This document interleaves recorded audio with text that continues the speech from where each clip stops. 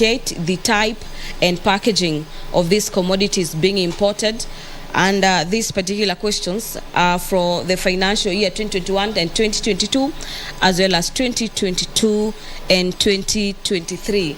The last question that Honorable Moses Kuria is set to reply from the Senator for Marsabit County is disclose the financial state of the Kenya National Trading Companies, and also indicates how much has been paid to the respective suppliers and how much is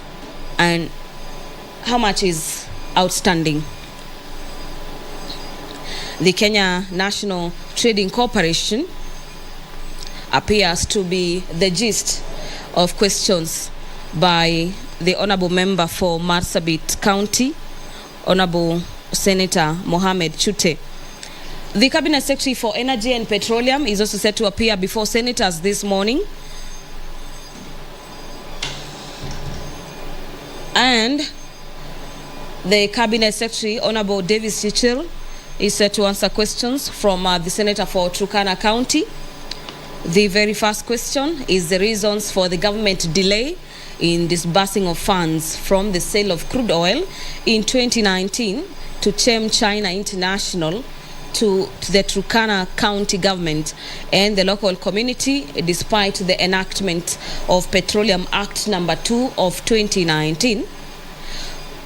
Honorable Davis Chichil is also set to tell senators this morning what plans does the government have to ensure that Turkana community receive their fair share of the oil revenue, and could the Cabinet Secretary also provide the timelines for when this is said to be implemented.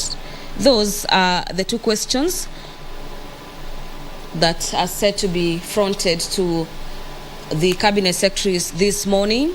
And usually what happens is after the Cabinet Secretary has answered the questions fronted by these particular members, senators are also allowed to front supplementary questions relating to the areas that the questions were initially asked.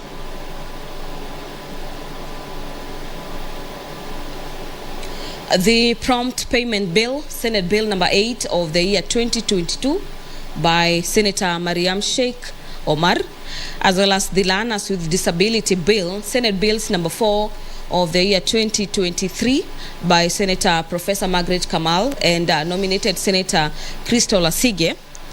The Cotton Industry Development Bill, Bill number 5 of the year 2023 by nominated Senator Beth Siengo, and the Persons with Disability Bill, Senate Bills number 7 of the year 2023, a bill by nominated Senator Crystal Asige. As some of the bills are the second stage, and senators will be considering those particular bills this morning. The business of the Senate is just about to commence. The Deputy Speaker of the Senate, Honorable Kathuri Murungi, is presiding over the business of the Senate this morning.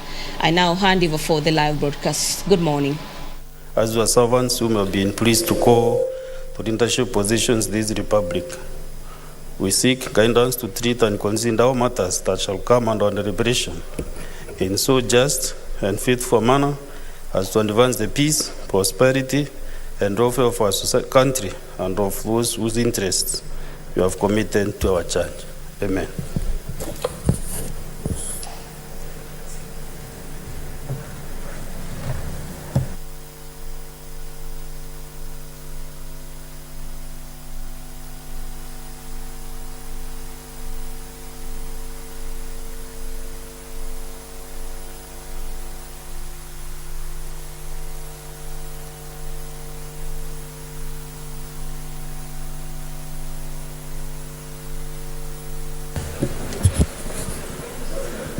Clerk, just confirm whether we have quorum.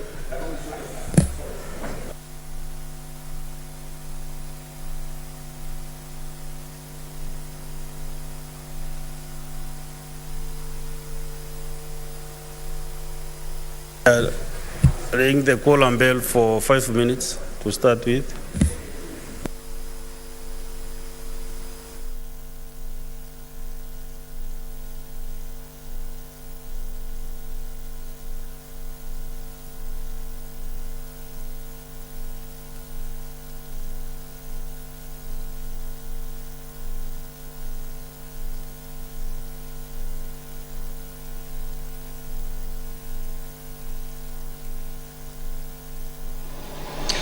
The Deputy Speaker of the Senate, Honorable Kathuri Murungi, currently presiding over the business of the Senate this morning, has directed the Sergeant at Arms to ring the Quorum bell for 5 minutes, and this is pursuant to the standing orders of the House that give the Speaker these particular powers, that such a time when the House lacks the requisite quorum to commence business, then a quorum bell is supposed to be rung for 5 or 10 minutes, depending on the directives by the Speaker, to allow more senators to make their way into the chamber this morning, to allow senators raise the required number to commence business.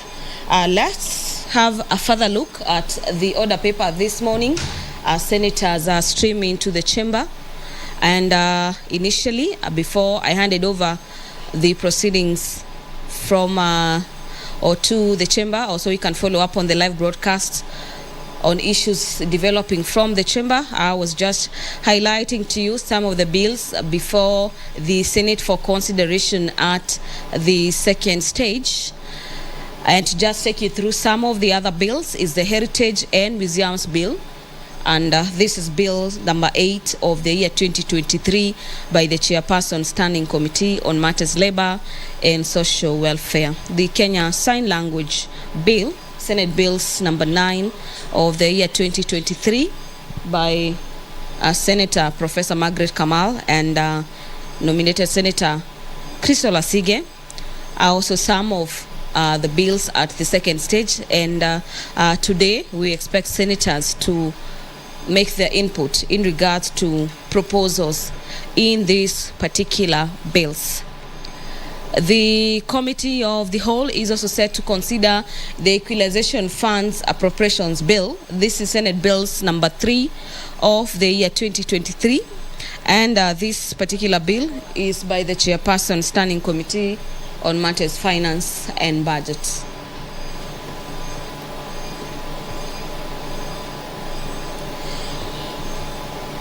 The County Vocational Education and Training Bill, Senate Bills number 3 of the year 2022, a bill by Senator for Homa Bay County, Senator Moses Kajwang, is another bill that will be considered by the Committee of the Whole. Various motions are also set to be considered by senators today. On your screens, you can see the whip, the majority whip, that is the senator for Kakamega County, Senator Boni Halwale, making his way out of the chamber to rally members of the Senate within the presence of Parliament to make their way into the chamber this morning to allow the House raise that particular number that is crucial for senators to transact business at any particular time when the House is sitting. The incorporations of intelligent water management systems in building plans for the sustainable living is a motion by the Senator for Nyeri County, Senator Wahome Wamatinga. And another motion is the review of minimum wage necessitated by the high cost of living, motion fronted by nominated Senator Karen Nyamu.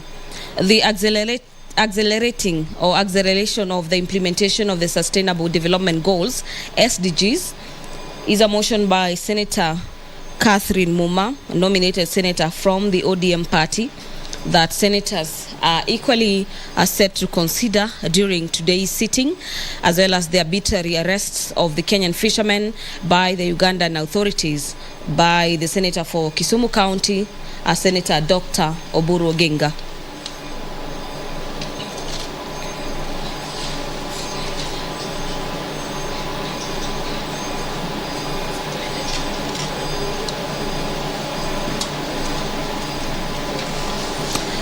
The motion by the senator for Machakos County on the compensation of Kenyan victims in the 1998 bombing of the United States Embassy in Nairobi County seeks to have the Senate resolve that the Ministry of Foreign Affairs advances friendships and cooperation between the United States and Kenya by supporting the eligibility of the Kenyan and American victims and their personal representatives, surviving spouses, as well as the next of kin in the Victim Compensation Fund. And this is pursuant to the Justice for the United States Victims of the State Sponsored Tourism Act, and that the Ministry of Foreign Affairs do partner with the Ministry of Health and explore subsidized medical treatment for the surviving victims of this particular bomb blast that took the nation by surprise in the 1998. Senators will be resuming debate on this particular motion that was interrupted on Tuesday, the 2nd of May this particular year, and this particular motion has a balance of 1 hour and about 45 minutes.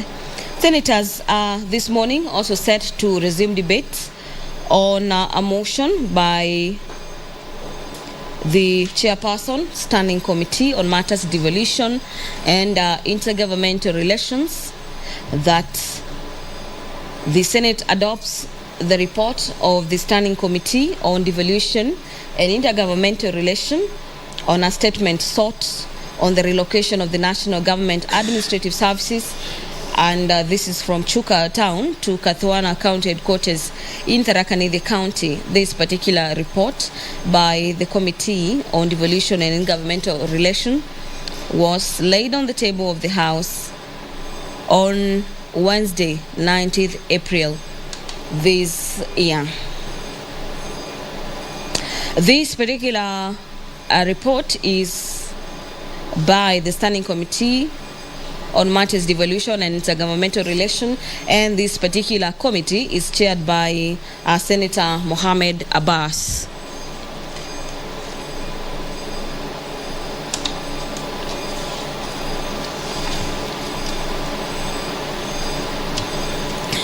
The senator for Kirinyaga County seeks to have the House consider the ban on the cultivation of eucalyptus trees on the riparian lands, that aware that the Constitution of Kenya acknowledges the nation's respect for the environment and obligates the state to eliminate processes as well as activities that are likely to endanger it. Further, aware that there has been an extensive cultivation of eucalyptus trees in Kenya owing to the rapid growth and high biomass yields and adaptability to a wide range of climatic regimes and soil types.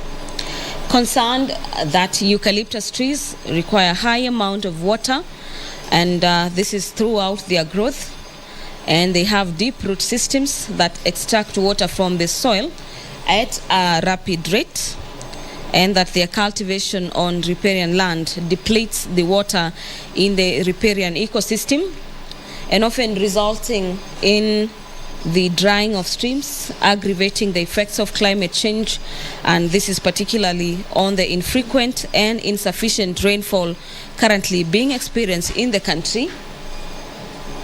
Now, therefore, the Senate urges the Minister of Environment, Climate Change and Forestry, in coordination with the National Environment and Management Authority, to develop as well as implement a policy framework to guide the cultivation of eucalyptus trees, and this is with the aim of mitigating the adverse effects on the environment, and secondly, do undertake a systematic national-wide removal program for the eucalyptus trees cultivation on the riparian lands.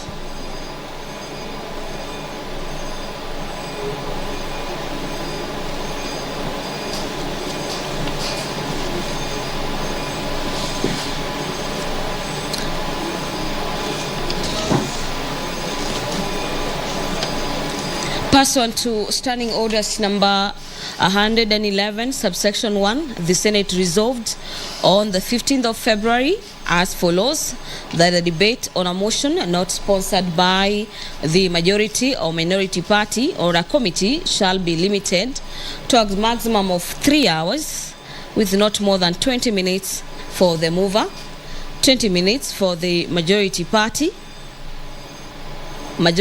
official responder, 20 minutes for the minority party official responder, and 15 minutes for each other of the senators speaking. And further, that 15 minutes before time expires, the mover shall be called upon to reply.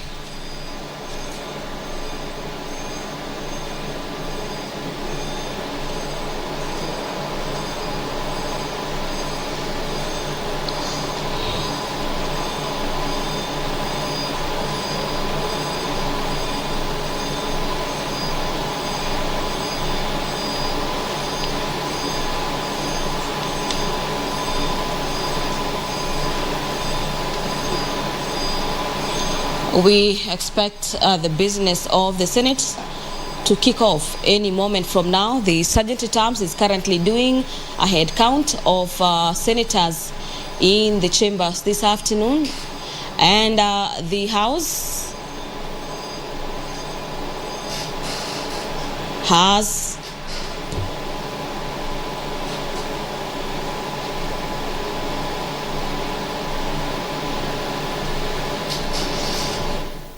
administration of oath.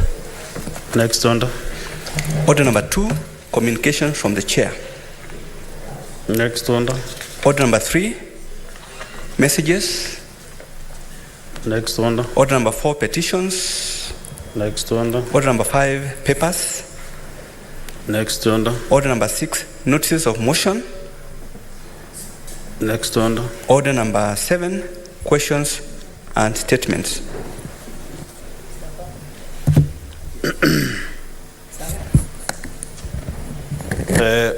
Honorable Senators, today we have 2 questions. One by question number 15 by the Senator for Marsabit County, Senator Mohamed Chute, to the Cabinet Secretary for Investments, Trade and Industry. On this question, I understand that the Cabinet Secretary wrote a letter requesting for rescheduling because he is out of the country on official duties. And the letter has been provided by the Secretariat. So the Senate Business Committee will consider when to reschedule that question so that the CS can appear. On the other question, number 16. Mr. Speaker. Just a minute, kindly. And who has given you the mic? Huh? Honorable Chute, what is happening? You are hacking the system. No, why? Therefore, I was saying the other question by Senator for Turkana County, Senator James Romanen. I understand the Cabinet Secretary is ready to appear before the Senate to answer the question number 17. So I will ask the Secretary to provide that CS to this House because we are lending for him. Thank you. Yes, Senator Mohamed Chute. Mr. Speaker, I wanted to talk about the issue of the Cabinet Secretary not coming here today, if you will allow me.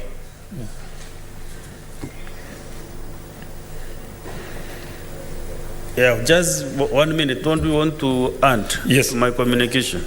Thank you, Mr. Speaker, for this opportunity. The Minister, Mr. Speaker, got this information or the letter for invitation on 15th of March.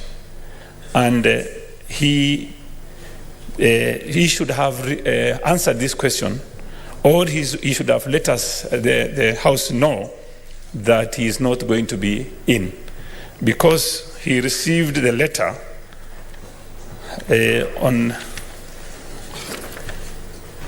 he received the letter from the Senate on the 2nd of May 2023. But he deliberately ignored this letter, and the answer came this morning that he is not going to appear. Mr. Speaker, why did he not inform the Senate in advance before this question was scheduled? It seems, Mr. Speaker, like these old politicians, seasoned politicians, experienced politicians are ignoring this House, Mr. Speaker. And I would urge you, Mr. Speaker, to admonish the CS and direct that this, let him appear next week, Wednesday. And Mr. Speaker, if you look at the same cabinet secretary, always talking many things in political rallies, he's not a politician, Mr. Speaker. And when it comes to questions that is being asked, he doesn't even care. It seems like this House is, why do I care? Mr. Speaker, please take this matter very seriously. Thank you, Mr. Speaker. Senator Chute, definitely I'm taking this matter with the seriousness that it deserves.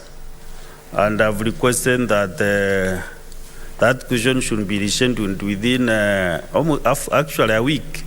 But I'm a bit convinced that he is out of the country because this correspondence is quite enough. We have another correspondence that His Excellency the President is the one who sent him, and he has communicated to the ministry. So don't get agitated, Senator. It is only me who can help you. You have done your bit. Yeah, thank you, Mr. Speaker. But you see, thank you. I have not given you. Oh, thank you. Sorry, Mr. Speaker. What is happening with my apologies, Mr. Speaker.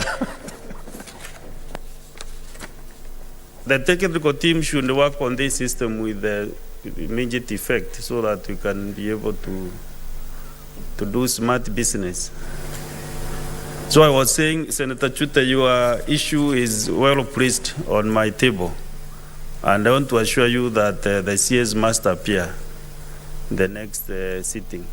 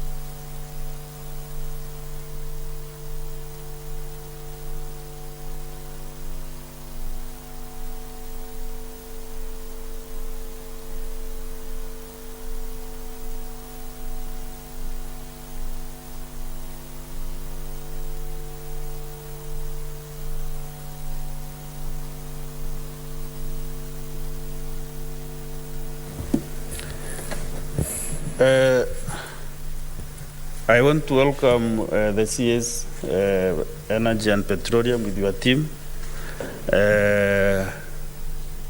Welcome to the Senate. And I want to ask the Senator for Turkana County to ask you a question because the CS is ready to answer. And I want to thank you for keeping time as well. So, Honorable Menen, proceed.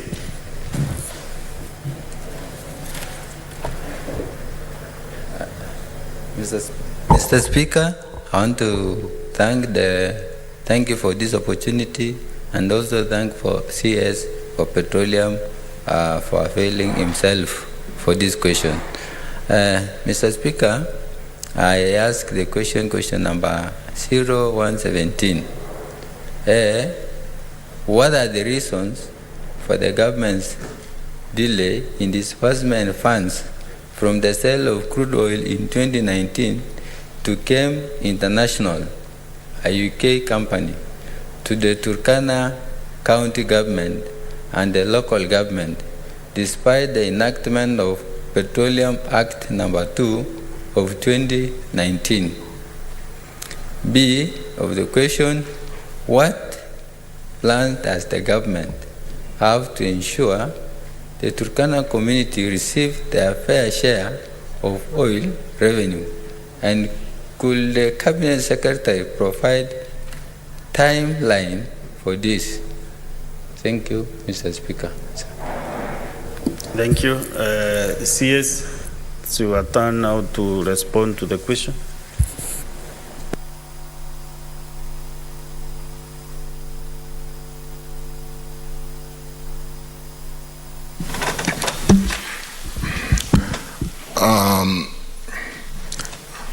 Honorable Speaker Kadure Murungi and honorable members of this honorable House, Senate, happy and privileged to come before you today to answer this question raised by Senator James Lomenen.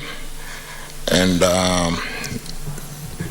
Mr. Speaker, sir, allow me, because of the very topical nature of petroleum exploration in the region, particularly in our region in northern Kenya, Turkana, to give a small background.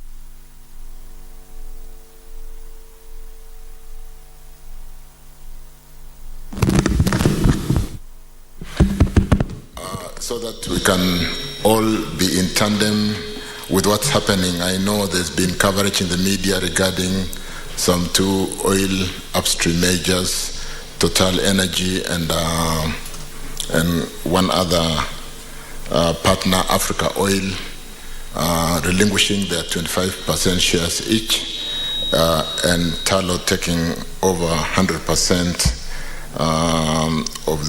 to prospect and continue the project. So, Mr. Speaker, sir, allow me to give a very short background so that we can quickly be together. As in order, please proceed. The first oil discovery, Honorable Speaker, was made in March. The discovery was made in March at Ngamia 1, Block 10BB, by Tullow PV, followed by March more discoveries in Block 13T in the South Lokicha Basin. The oil reserves in the South Lokicha Basins are estimated today at 504 million barrels. In June 2018, the government of Kenya launched the Early Oil Pilot Scheme, which entailed transportation of stored crude oil drawn from the appraisal wells, testing activities. The storage was, of course, being done at site out there in Turkana. The process involved production of 2,000 barrels per day, and I think it was done for about 200 days. And transportation of the oil by road from the South Lokicha Basin to the Kenya petroleum refineries, where we had some tank farms, and that is where the storage was done in Mombasa over a 2-year period. The objective of the Early Oil Pilot Scheme, Honorable Speaker, was as follows. It was meant to provide important technical well data as well as other data to optimize the field development plan, which is currently, the report is currently on my desk, and the design of the crude oil export pipeline. Testing the marketability was another objective of the crude oil from the basin. Establishing logistical infrastructure and basically testing and confirming that those bridges needed to be upgraded, and other key arrangements to transport the crude from the production fields to the export load port of Mombasa. Enabling the national and county government to gain the necessary experience and capabilities as Kenya transition from exploration and appraisal into development and production, and creating scalable employment and business opportunities that would assist in building capacity in the country. The buyers of the crude were competitively identified through a bidding process, Honorable Speaker and members, where interested parties bidded on freight and premium for transportation of the crude to the international market. You may be aware that oil is an internationally traded commodity, and therefore there is Platts pricing for the crude. So the competition was basically for their margins in premium and of course the freight. The crude oil was exported in two parcels, as tabulated in the report which I did submit to the House, and I hope all the members have managed to get a copy this morning. The first cargo, 26th August 2019, of 240,150 barrels, and the buyer was Gem China UK Limited. And the second batch was 30th September 2022, 174,627, which was off-taken by Glencore Singapore Limited, PTM. So in respect to the question raised by Senator Honorable James Lomenen, we are aware, honorable members, that Section 58 of the Petroleum Act 2019 provides for apportionment of the profit oil for sale of crude between national government, county government, and the local community. If you went specifically into that section of the Act, it is 75% for national government, 20%, and 5% for the local community. The crude oil sold from the South Lokicha Basin had been produced from exploration and appraisal activities. It wasn't commercial production. And I have a table that shows the total barrels exported, revenue generated, the cost incurred, and Honorable Speaker, there was a deficit from this early oil production scheme project, because I think we were doing too many experiments, incurring so much cost and so on and so forth. And for those of us who have seen the production sharing contract, like I said, there's cost oil, which basically covers the cost, and the profit oil is shared in a certain ratio between the company producing, and that would be Talo, and the government, and what then comes to government is shared in the ratios that I just mentioned. The cost is commonly referred to as cost oil, which I've just basically talked about, while the detail between revenue and cost is referred to as profit oil. It is the profit oil that is shared between IOC and host government. The government share of the profit oil is then shared in line with that Section 58. And I did get the detailed correspondences, and we've been lucky to have an audit, a comprehensive audit done by an independent auditor by name of RCA standing for, let me give the full name of the auditor, RCA standing for Rosa Korea Associates of South Africa. So we have a full audit report which confirms the total barrels as shown of 414,777 barrels for the two consignments that were off-taken by the two companies I mentioned. There was that revenue of $27 million, $292,479 US, and the cost associated to the end-to-end project, which covers all the logistical issues, the storage of the petroleum products in KPRL, and then so on and so forth, total to $51 million, 022,971. And the delta revenue, which is a deficit, is 23,737,491, Honorable Speaker. So the table shows that there was no profit oil If anything, the IOC is owed 23.7 million on account of the early oil project scheme. And therefore, there was no excess funds to be shared in this early oil project scheme in line with the provision of the Act, Mr. Speaker, sir. Thank you. On the second question, which, to recap very quickly, what plans does the government have to ensure that the Turkana community receive their fair share of the oil revenue, and could the Cabinet Secretary provide a timeline for this?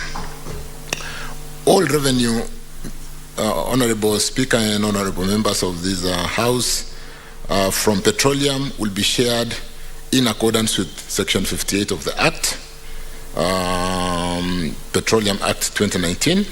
The process will be undertaken in strict compliance with the Public Finance Management PMF Act 2015, and of course, oversight of this Senate committee will continue to confirm that we do obey the laws, and will certainly do that, Honorable Speaker and Honorable Members, to confirm that we do work against or in line with the Act established for this country.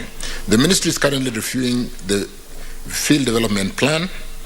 This is a plan that the report that has been submitted to us to confirm the commerciality and the technical viability of taking this product and building the infrastructure and making sure it's economically viable.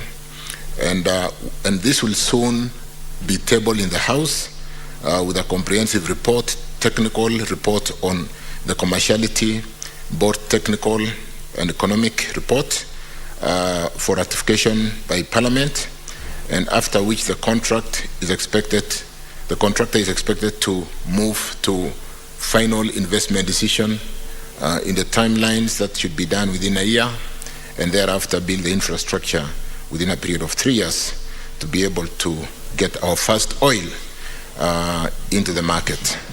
Thank you, Honorable Speaker and Honorable Members. Okay, thank you, CS. You can have your seat for supplementary questions. And I will start with the owner of the question, Senator Romenen. The standing orders provide that you can ask 2 supplementary questions, but if you have one, fair enough. We proceed with the next senator.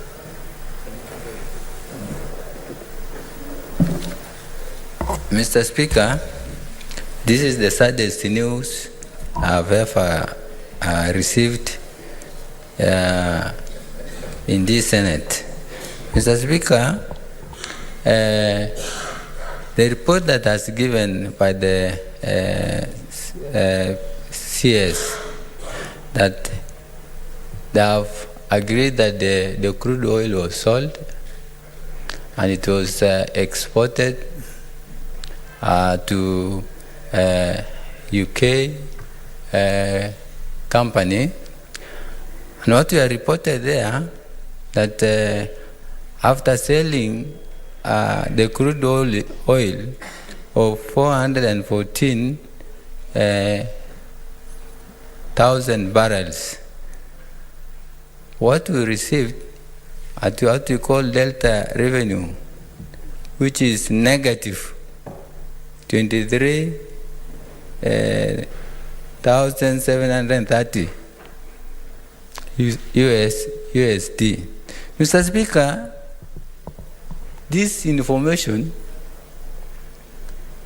we are just hearing, and the nation is hearing, the Turkana community are hearing, and the international community are hearing this information for the first time.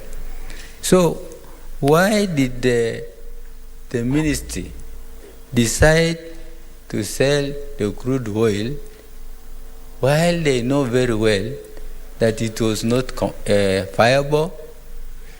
It was they were selling it at loss. That is the question, Mr. Speaker, we are asking, because we cannot convince this committee that What they know, they sold their oil, they are waiting their percentage, 25% for the county, 5% for the local community, and 75% for the national government. So we are saying this crude oil that was sold, was it for the company that was drilling oil, for the national government, or for the community? Finally, Mr. Speaker,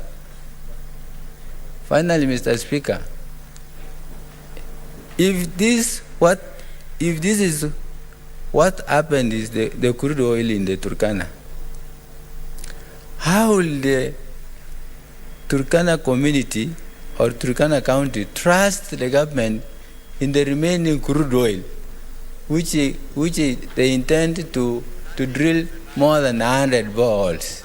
How do we drill oil which we are selling it at a loss? CS, you can answer the first questions from Honorable Romene. Thank you, Honorable Speaker. Thank you, Honorable James Lomenen. When you go back to the objective of the early oil pilot scheme, to basically provide important technical data on for our field development plan, to test the marketability of the crude, to establish logistical infrastructure, including confirming that some of the bridges that we needed to reinforce and strengthen for those cargoes, lorries to pass through, to enable the national county government to gain necessary experience. You'll appreciate that we're basically preparing the country to go to market. And one of the things that you'll appreciate, honorable members of this House, would be the initial phase of the project can be expensive, because it was the objective was to ensure that there's a seamless, ready to market, including facilities prepared, and to an extent where the product could have been overstored, and that had to be paid for in terms of holding the products in KPRL, holding the products in the Turkana oil fields, building those tank farms. When you look at the cost of any business, you would go into a business and you don't expect to make profit in the first 2-3 years, because that is the year of those are the years of investment. And then therefore, I should not expect honorable members that this should be the obtaining position with the field development when we bring the comprehensive full development report that will inform this House and the country that how profitable will it be to take this project to full financial closure and develop the oil fields. I think it will cost us some 3.4 billion to develop the whole infrastructure or set up before production. And what, in terms of the product and the quantity that we'll sell, what will be the revenue, and therefore we will be advising this House and the country that yes, it's a profitable business to go to. This was basically almost an experiment to prepare the country for fast oil. It was a pilot, early oil pilot scheme to prepare the infrastructure, to prepare ourselves, to prepare the capacity of our people in terms of county preparedness, to prepare those bridges that even one lorry could not pass through. But more importantly, I don't think from the economics of transporting crude oil, it would make sense to transport crude by road. We'll need to either, through this field development plan, confirm the commerciality, economic commerciality of building a pipeline or building a refinery, and that will come to this House, honorable members. So, like I mentioned, we have also checked the real detailed cost in a report done by an independent auditor, and I've got a report which I didn't table to this House of about 38 pages, which gives us all the details costing that accrued to really giving us this negative number for the two cargoes that were exported, that total to 414,777.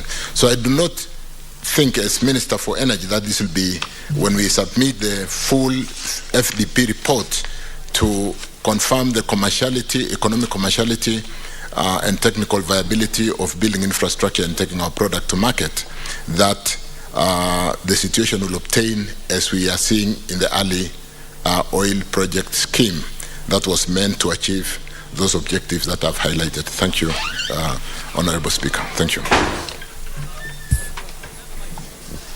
That is, we are done with Senator Romenen. We now vote to the supplementary question. One each. Senator Murango James. Asante sana, Mr. Speaker. Mr. Speaker, sio kila siku tunakuanga na waziri wa kawi katika jumba la Senate. Na ninaelewa kwamba swali ambao nafaa kuuliza swala kutokana na swali asili ambao lilikuwa limeulizwa na Mheshimiwa Romenen. Lakini Mr. Speaker, pia umuhimu wa sabuni ni povu. Mimi nikiwa hapa kama seneta wa Kirinyaga, kuna mambo ambao hata kama si swali nafaa niseme kwa sababu waziri wa kawi ataenda na taarifa. Kwa hivyo mimi naomba leo uniruhusu niseme kitu moja. Nitakuwa sifai kama sitamwambia waziri ya kwamba kuna watu kutoka Kirinyaga sehemu ya Gathigiri ambao wamekaa miezi 3 bila stima. Nitakuwa sina maana katika mbunge hili kama sitasema ya kwamba Rwama Factory na Muthigini hawana stima kwa miezi kama 2 saa hii. Mr. Speaker, nitakuwa sina maana kama sitasema ya kwamba watu wa Kagio na Rwangondu wanafanywa huduma ya stima na watu ambao sio kutoka kwa Kenya Power. Kwa hivyo unajua akili ya waziri imeelekea Turkana na akili yake iko Turkana. Kwanza tungepata maswali ya ile inahusu Turkana na mafuta, baadaye nitakuruhusu ulie mambo ya stima na mambo ingine.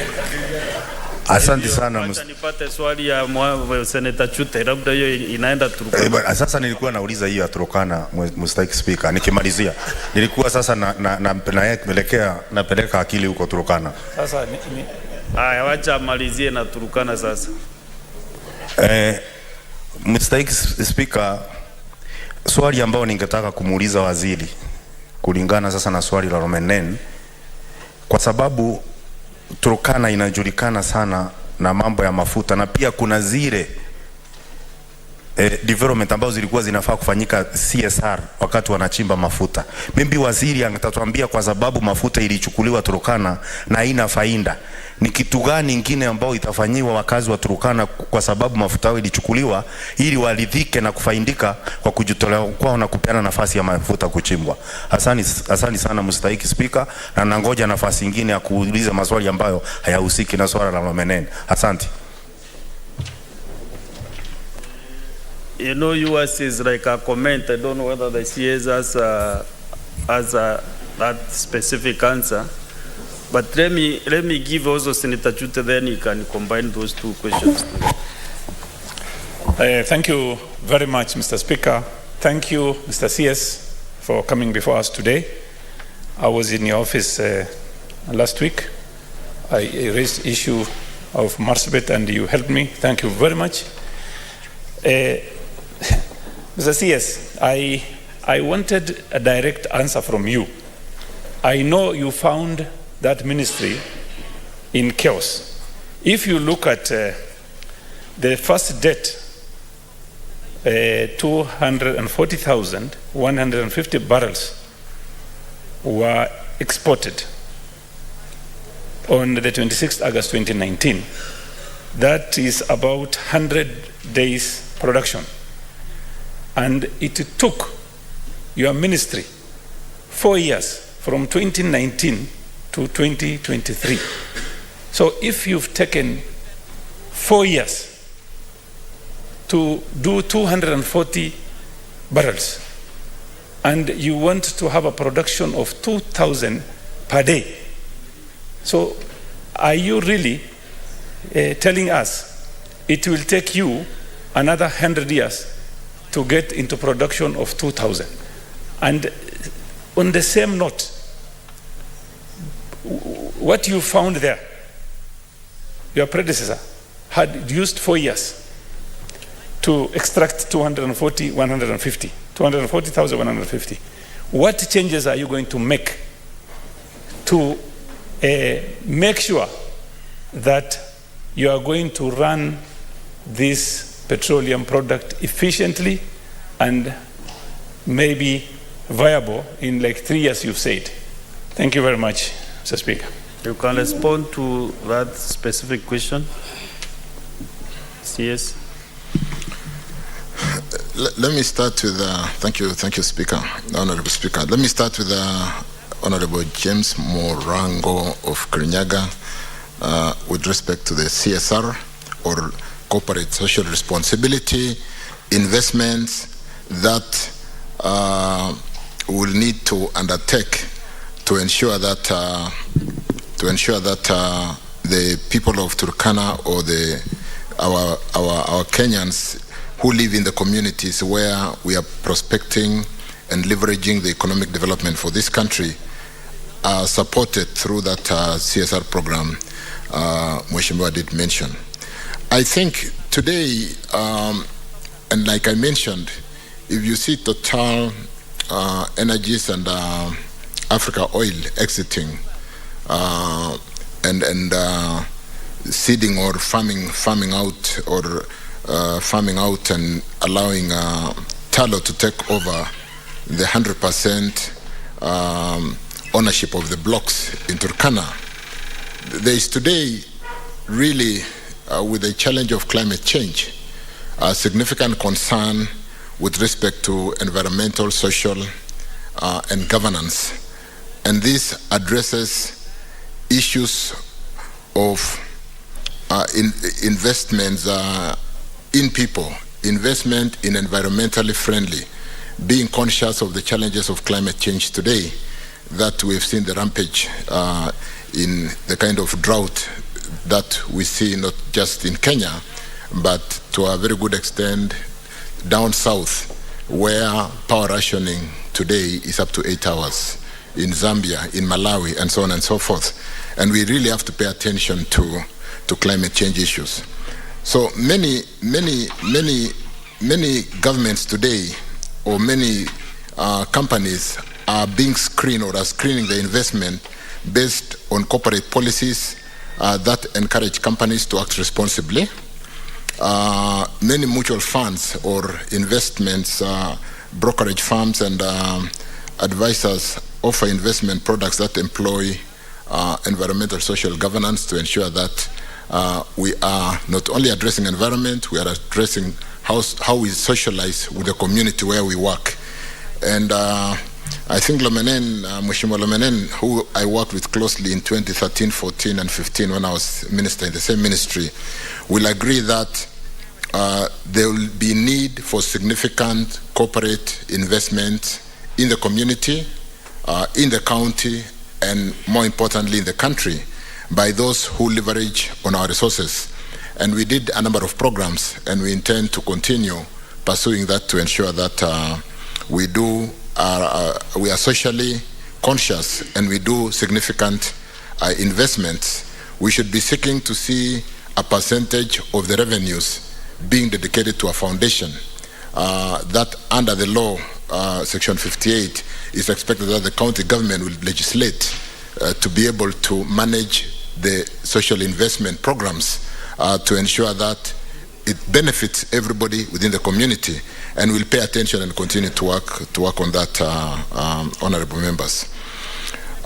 Senator Chudev Masabe, thank you for visiting my office. Like I said, yes, it took so long to get the 240,000 barrels to market. And if you think about transporting using a bridge that was not there, or that could not take the weight, the axle load, because it could easily collapse. The product has come out we have to come to this house and ask for a budget to build a bridge. These are the This was basically the early oil project scheme objective, to test whether the facilities in the country could support the export of these products. And when we come to this house with a field development plan, we'll comprehensively be talking to preparedness to go to market, either through a refinery or through a pipeline, so that the daily production gets to the market the same day. There'll be no tankage, because it's one thing to build a pipeline and we expect the pipeline to work for us every day. So the product should really be working for us every day, and the tankage would be held in Mombasa, and as soon as it's enough to go on a cargo of 85, 120,000 metric tons, it should be able to leave for market immediately. So this is why when we come back to this house with the field development plan, we'll show you a roadmap, which will basically say we will reach investment decision within 1 year, we'll develop the infrastructure to market in 3 years, all the logistics, that will be approved by this house, and when we start production, the product will be going to the market every day, subject to filling a ship in Mombasa or a cargo that can leave every so often as that happens. So I do not expect honorable members that will sit as a ministry and take to market 240,000 barrels in 4 years. That should almost be really product that go to the market every 4 days. Thank you, honorable members. I don't know whether I need to go to the question from Marango regarding power, but we are paying attention to that. I've been to the National Assembly and we are really working. I've got a schedule of all public institutions in every county, in every constituency, and the status of provision of power. I've sought to ask the honorable members in a short while to audit those reports that I have in my ministry, to confirm the status of power provisioning, so that the records in the ministry, held in the ministry, and the records held by the honorable members are in sync. That will help us to do an activity accurate based budget that will cover all those public institutions that have not been covered, and thereafter we do maximization to cover all the villages where our people stay. And then may I just mention, honorable members, that between 2013 and today, where we moved this country from a 23% access to electricity to 80% today, the last mile is basically connecting to the homes, but in terms of access, there's almost power touching every ward, almost every village. We just need to do the last mile and make sure that we connect those homes. And good to note that the connection is done and the connection fees is built into the monthly tariffs. So you don't need an entry. There's no entry cost to getting power in our homes. We connect for free, and the connection fee is built into the monthly bill. So we should be able to accelerate that, work together to confirm that we have adequate budgets for those areas which are not covered today. And I did confirm to the National Assembly that if we work together in auditing where we are today, we should be able to close and finish this country in 2-3 years within this term of Parliament. Thank you, Speaker. CS, I will advise that whatever you have discussed with the other House, you also discussed with the Chair Energy, who is not present today. Because if you open that line on electricity, we might stay up to the day after tomorrow. So I will request and give guidance that you sit with the chair of this committee, the Committee on Energy, and also if it is even practically possible, you have what we call kamukunji, so that we can address power issues on a separate day. But the chair is not here, but the vice is here. So Vice Chair, kindly handle that issue so that we can be able to move forward. I don't want to mix the Turkana question and power, because I know that is a very sensitive area.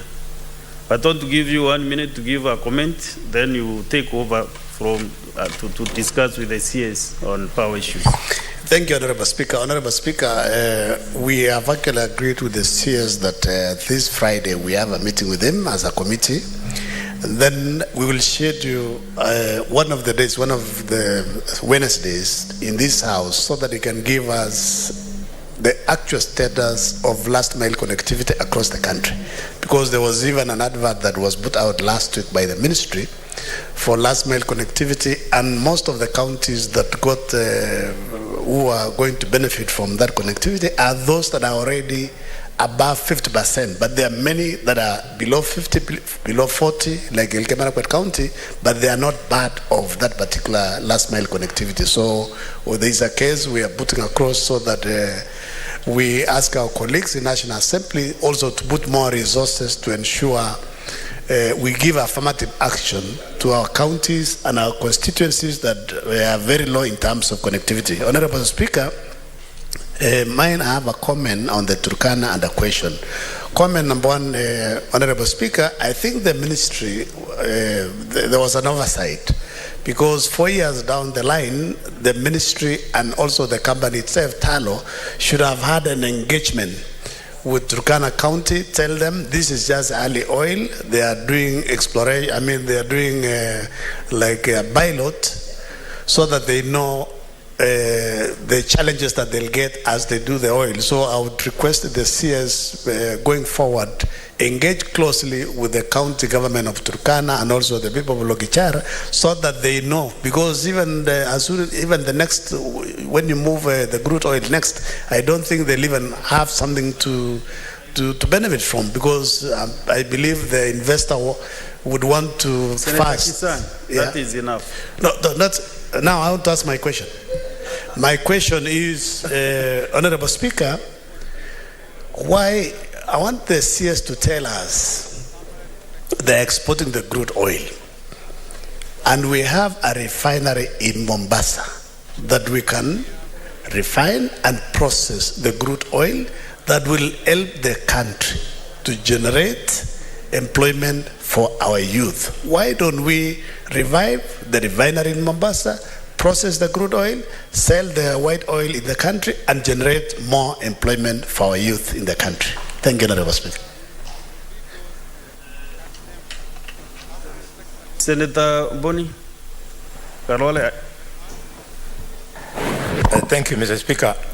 Mr. Speaker, allow me to congratulate the Minister for being appointed the CS. Many people in Kenya have confidence that you're going to succeed because of your history. Mr. Speaker, when Dulo announced that they had struck oil in Turkana, the news was received by the country with hope, excitement, and expectation that Kenya was now going to become one of the world oil producing countries.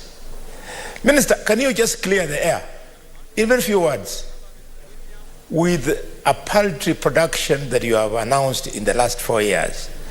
Is it all lost, or Kenya still has a chance of being an oil producer? CS, answer those two questions.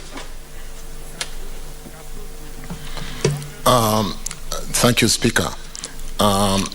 Honorable members, the question from Kisang on whether we need to do a refinery or whether what is the way forward. These are the details that I did allude to in my earlier statement, where the economics of oil production in the report Field Development Plan, a very comprehensive report, I've got about a 400-page document in my office, are currently being looked at by the technical team to confirm the best option going forward. Let me just give, by way of example, like if we were to produce at a certain rate and reach a plateau in 2-3 years, and you have built a pipeline that can take so much product to the market, and yet the production has gone down. it is a phenomenon which the companies prospecting would like to use to earn their profit, take their profit, or what do you call it, their cost, recover their cost oil quickly, and leave us almost sharing very little on profit oil. So we are looking at the economics of a pipeline, economics of a refinery in Turkana, in Isiolo, in Mombasa, economics of trucking, which doesn't look viable. And that report, a very comprehensive technical report, translated to a commercial piece of business document, will be brought to this House and will possibly retreat to interrogate that report, because the early investment to get the product to market, from drilling commercial wells, building the tankage in Turkana, building the pipeline or a refinery, are in the cost of $3.5 billion US, and that will be taken to cost oil. So it will be recovered from our oil to cost. It will go to cost. Can you now see a situation where, after recovering, we export the product for 3 years, and maybe the product diminishes on what I call reaching the tippers and starts coming down? And what do we do with a big investment of $3-4 billion if the product? So we'll be bringing that comprehensive report to confirm the viability of every investment option, including refineries, including pipelines, and all the details that go to taking the product to market. Like I said, oil product is controlled by OPEC. It's got a Platts international pricing. Even what we sold on the early oil project scheme was a Platts pricing. The only thing that was competed for was freight and premium. So, honorable members, will bring that report in due course. It has got a timeline under the production sharing contract, which says the report goes to EPRA, our regulator, for 3 months. They submit to my office. It shouldn't take more than 1 month in my office. And when it comes to Parliament, it shouldn't take more than 1 month for us to confirm whether it's economically viable to get the product to market, and therefore go into final investment decision within a year and build the infrastructure within 3 years to take the product to market. By way of answering Honorable Kisang's question, I've touched on Honorable Halwale's question, and thank you for challenging me to succeed, and I'll work very hard to succeed. But to the question of, yes, there was excitement, there was hope, there's still hope. You look at our neighbor who made discoveries 4 years earlier, 3 years earlier than Kenya, and they have not gotten to market today. They have just done the final investment decision so that they can look for resources to build the pipeline, which is going the back route to Dar es Salaam, about 1,800 kilometers, and those are huge investments. So the fact that we made this discovery much later and we are where we are, I'll be urging this House and the Kenyans at large to quickly go out of our way to support this project development and be conscious of the climate change issue.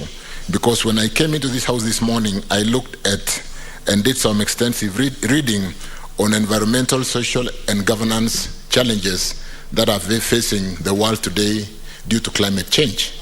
And investors on even funding or financial FIDs are not putting their money where their policies on climate don't agree with the developers of some of these environmentally challenged projects like coal development, fossil fuel development.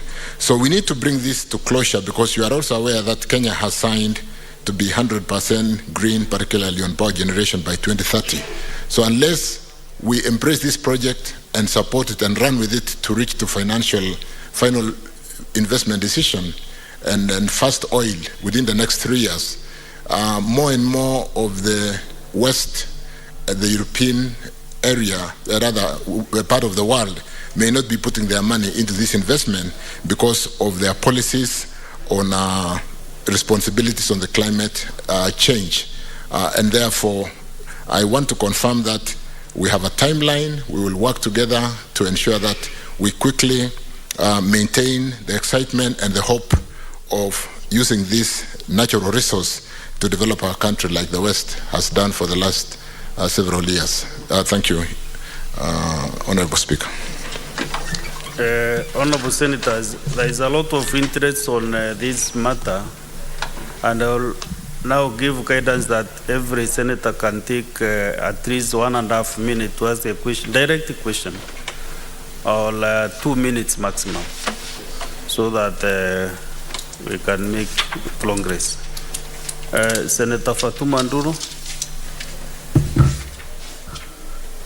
Thank you, Chairman. Speaker, thank you, CS, for appearing before the House. I must say this is a very good avenue for us to interact with relevant ministries. Though some of the members have refused or rather didn't embrace the process. Mr. Speaker, I wanted to ask something on electricity, if you can allow me, for my county, because I've tried to trace CS severally but unable to get him. It's just 1 minute, if you may allow. Tanduru, I give some good guidance that we need to have some conversation so that we can get questions written to the initial question. But the CS has already got your message. So just I'll look for him. 1 minute, kindly. You know, I don't want us to... No, it's okay. It's okay. He's a friend also. I'll look for him. Thank you. Yeah, sure. And you know, the CS is a very available person. Next is Senator Mbugua. Senator Mbugua Mungai. Thank you, Speaker. Thank you, Waziri, for coming. Mine is a very short one. During our recent visit to Juba, we visited a mini refinery which is being put up there, and the whole thing is being managed by Kenyans. And we were made to understand it has a capacity of doing 10,000 barrels a day. So my question, Waziri, is can we consider, instead of all that distance we take our well, is it possible either to liaise with our neighbors, because the distance from Juba to Turkana is very short, and maybe we can save on those costs? And if Waziri, Sudan is able to do this mini refinery, why is it so difficult for Kenya to do the same, so that maybe we can benefit like them? Thank you. I think many members have the same question, so let the CS answer that one. Maybe it might sort my problem of time by answering the issue on refinery. Thank you, Speaker, again. Thank you, Senator Dulo, for I certainly will make time to see the Senator to address the issues of Isiolo and the issues of Kenya at large regarding this pet electricity, where there is so much interest. Senator Mungai, the Juba small refinery, we are looking at all the economics, and I think when we bring the field development plan for our Turkana basin, oil basin, we will show the economics of the small refinery, the economics of the big refinery, the economics of the pipeline in relation to the total reservoir of oil already discovered in Kenya. And to an extent that, like I said, oil are priced. If it makes economic sense, and the Platts pricing of oil in terms of cost for locally refining with that kind of refinery, we should be able to recommend that to this House. So the economics of all that will be in the field development report. But more importantly, when South Sudan refines its product through this small oil refinery, and if it is enough for our region, and it is cheaper, because the Platts pricing of oil, nobody discounts oil. Why would you discount your product if the world price is given. If then the freight and premium to bring the product from Juba to Kenya would be cheaper. And one aspect in the petroleum space in Kenya today is that petroleum product is traded by oil marketing companies. It is off government balance sheet. We don't trade with government money on petroleum products. The OMCs bring the product even under the G2G into Kenya, and they compete on freight and premium. So if the freight from Juba, South Sudan, and the premium being charged by an oil marketing company who wins the tender will be the most competitive, then we'll bring products from Juba, maybe from Uganda, if they succeed to build the oil refinery. So the point is really, yes, they will have a competitive advantage because of distance, but don't forget that transport by sea is so cheap. So when the oil marketing companies go out to bid, there'll be some oil marketing companies who will be considering the product out of Uganda, out of South Sudan, and out of the Saudi Arabia, using the transport by water. And whoever gets the best premium and freight will pick that product, and will be able to use that to run the economy in a competitive way, because we need cost down to be able to support our economy. Thank you. Senator Mandago Jackson. Thank you very much, Honorable Speaker. And thank you very much, Honorable CS, for energy for availing yourself to this session. Honorable Speaker, I have two questions, the CS, if you may allow. I'm looking at the volumes that were extracted on 26 August of 240,150 and 174,627. And my question to the CS would be, do we have evidence of the measurement of that volume documented that we can confirm that actually the oil that was extracted and sold is that volume? To Honorable Speaker, on the table on showing the revenues of oils, Mr. Speaker, I don't know whether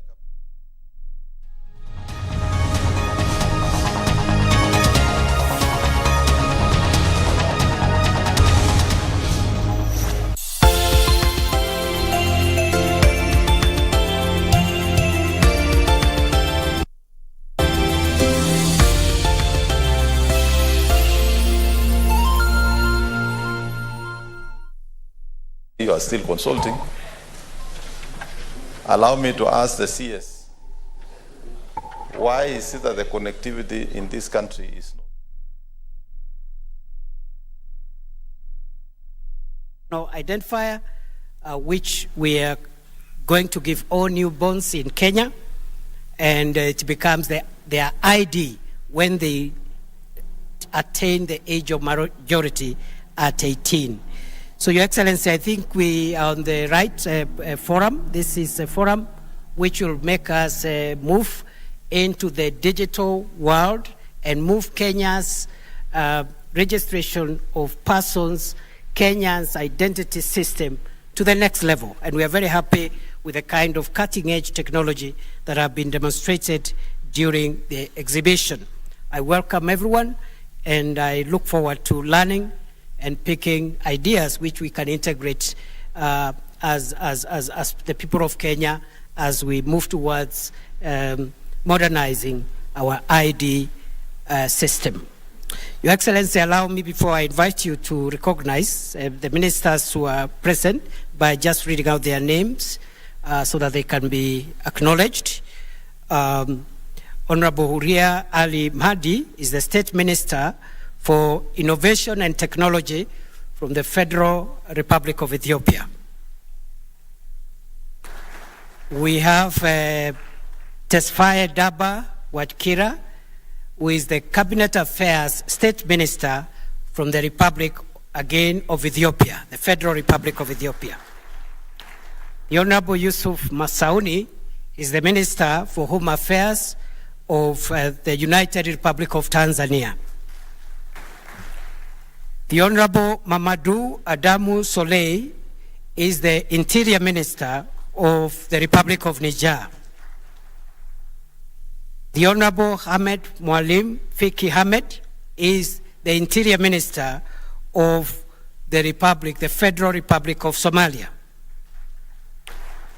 The Honorable Tegu Setiabudi is the Deputy Minister for the Ministry of Home Affairs from the Republic of Indonesia. And of course, my brother Eliud is here, the Minister for ICT and the Digital Economy of the Republic of Kenya. At this juncture, I request that we be all upstanding as we invite His Excellency President of the Republic of Kenya, William Ruto, to address us. Welcome, Your Excellency.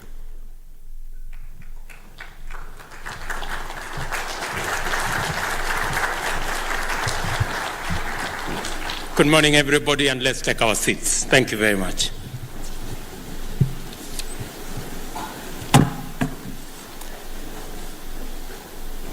Honorable Ministers present, Principal Secretaries, senior government officials, distinguished participants, good morning.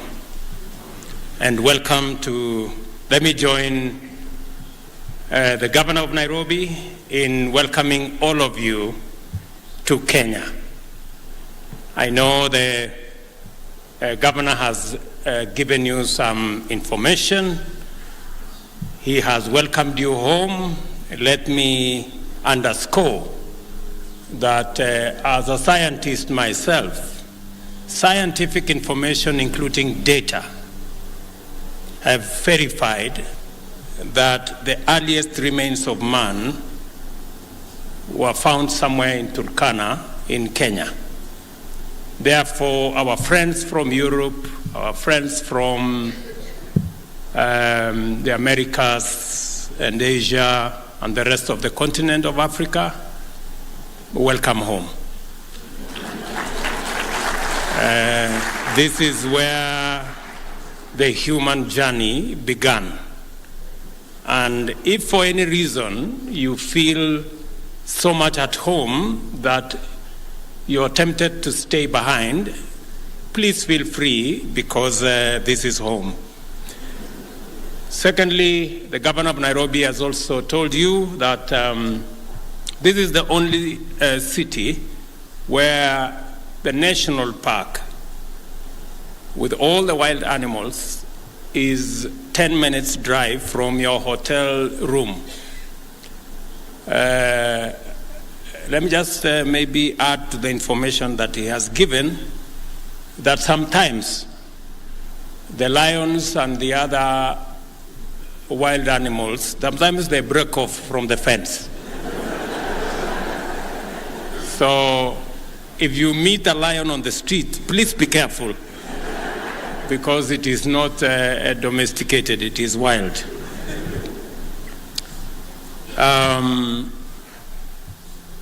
But let me say, on behalf of the government and people of Kenya, I wish to acknowledge the privilege it is for us to host the 7th ID Africa General Meeting, a conference with tremendous implications for effective and inclusive governance, efficient provision of public services based on accurate population, citizen data, and the advancement of fundamental rights and social justice.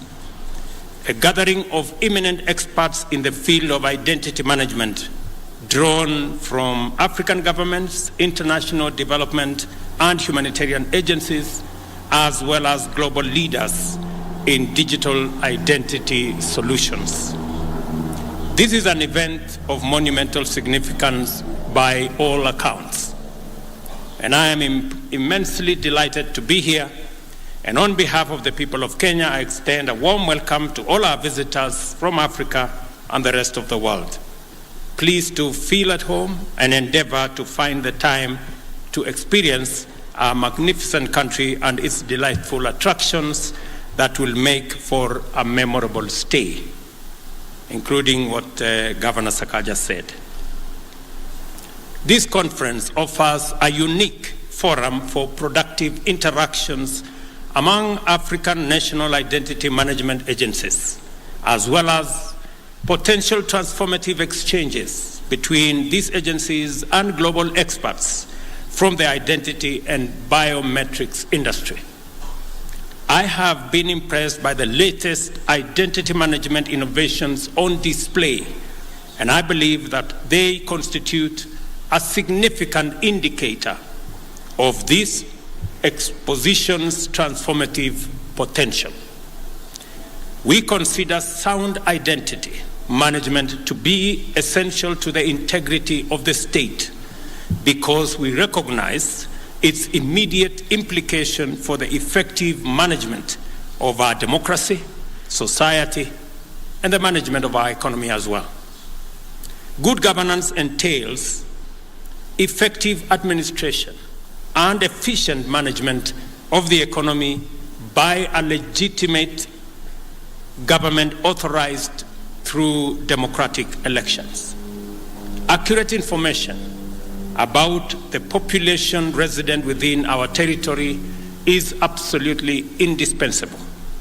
To validly constitute government, we need an accurate idea of how many voters, how many people, how have they voted, so that we can effectively deliver public services and make it possible for citizens to explore opportunities and also deliver public goods.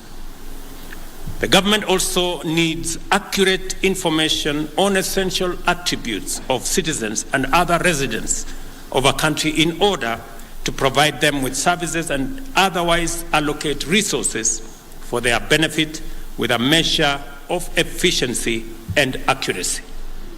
Moreover, the provision of public services also depends on the deployment of personnel and associated resources throughout the country in such a manner that the purposes and objectives of government are realized to the utmost. Transactional efficiency in the provision of public as well as private goods and services depends on a capacity to establish the identity of agents and quickly and accurately in that matter. In recognition of these imperatives, Kenya has established a strong track record of sound identity management practices anchored on a national population register that is underpinned by the maintenance of a shared fingerprint biometric system. The register captures the data of adult citizens, residents of national or foreign nationals, refugees, as well as other protected persons. Aside from this, Kenya also maintains a robust civil and vital statistics registration system. The government has instituted measures to ensure 100% registration of births and services and births and deaths by 2026. Aside from the overarching purposes of national identity management system, Kenya has specific objectives for pursuing this critical undertaking. Article 12 of our Constitution sets out the entitlement of every citizen to rights, privileges, and benefits of citizenship, and to a Kenyan passport and any document of registration or identification issued by the state to all our citizens. The state is therefore committed by implication to the full implementation of these clear constitutional provisions without any question or delay or any other excuse. In addition, these constitutional imperatives is aligned with the United Nations Sustainable Development Goals and more specifically SDG 16.9 under peace, justice, and strong institutions to provide legal identity for all, including free birth registration. And I am very happy.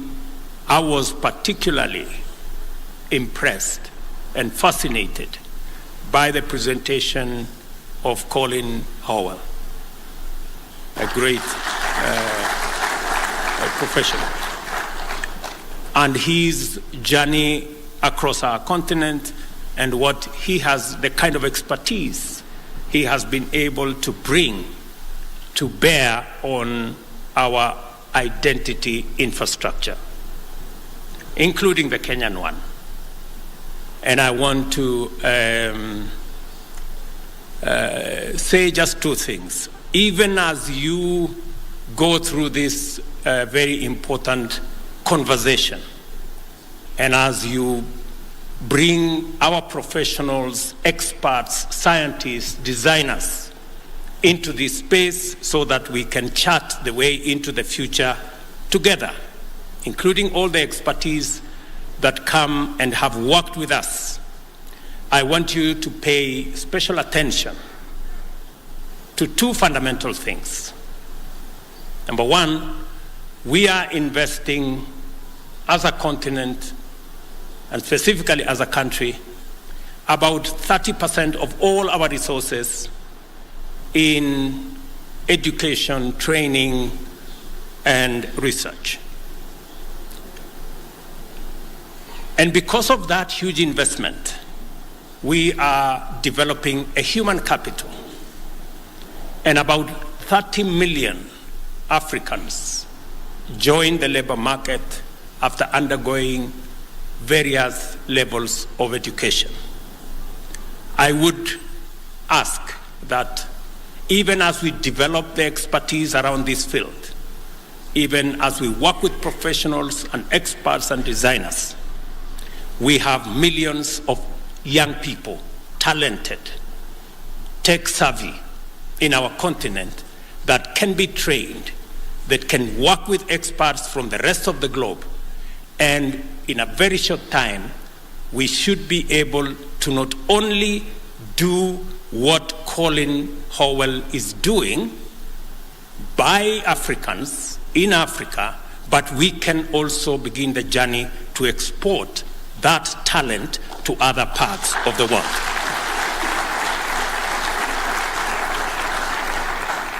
What I'm saying is, and I like what Colin said, he said he's looking forward to working with us, even to working with Kenya on our new passport and our new identity infrastructure. The only caveat I will give to him is that it will be possible for us to work with you only if you're willing to work with our young people, our experts, our designers, so that we can be able to pass on the experience that is developing, the scientific knowledge that is developing, so that the young people we are developing in our continent can also contribute their talent, their ideas, and their suggestions into the identification infrastructure of the future. I am a great believer that any scientist, any designer, any professional, any leader is judged not just by what they accomplish, but by the mentorship they do to the next generation. You must position yourself as part of your success to develop the next generation of designers, the next generation of professionals. And I say so very passionately because Africa is the youngest continent with a mean age of about 20. And with technology, the young people that come out of school, my estimate at the moment is about 30 million every year. They have what it takes to provide the human capital, the labor of the future, the designers of the future, the scientists of the future, just with a little bit of working together and building the necessary ecosystem that will tap into this talent. I want to ask the policymakers who are here, ministers, principal secretaries, that you must keep an eye, not just on what is available now, who we can work with now, but we must also keep an eye on making sure that we tap into the millions of the young people in our continent to give them the opportunity to contribute their talent and expertise going into the future. I think it will be the greatest appreciation for those who have assisted us to come this far, that we can give back and get young designers from Africa to help design IDs and identification documents in Europe, America, Asia, and all the other places that have been very kind to us to assist us in what we have been doing. I am proud of the progress we have made towards the achievement of this ambition, including notably granting of Kenyan citizenship to members of various communities which have lived in our country as stateless persons since independence.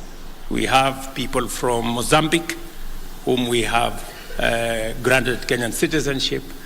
We have people from Pemba whom we have had to grant them citizenship. We have other communities that we are considering, because we believe the globe is continuously getting integrated. We are even working with the UN agencies to see some of our refugees who can then be considered for citizenship in Kenya, because we appreciate that continuously we are living in a global village and all of us must be able to work together towards a homogeneous society. Our identity management system is the bedrock on which Kenya's financial, revenue collection, telco, social security, universal health, and other voter registration systems are built. Consider the country's celebrated leadership in the mobile phone penetration and mobile money penetration ecosystem. These achievements, including the globally acclaimed M-Pesa, stand upon the robust foundation of our national identity management system and the whole ecosystem around technology. We have embarked on a national program to digitize government records and information and automate public service provision to enable Kenyans access government services from the comfort of their homes using their devices. The aim is to significantly cut down transaction costs and minimize opportunities for corruption by eliminating unnecessary bureaucracy and also increase transparency in government and efficiency in the provision of government service. Over the past year, we have increased the number of services available. We have increased the number of services available on the digital platform from 320 to 5,000 and intend to cover all services that Government of Kenya provides. And I think we have identified close to 7,000 services. All of them should be available on a digital platform by the end of this year, so that citizens,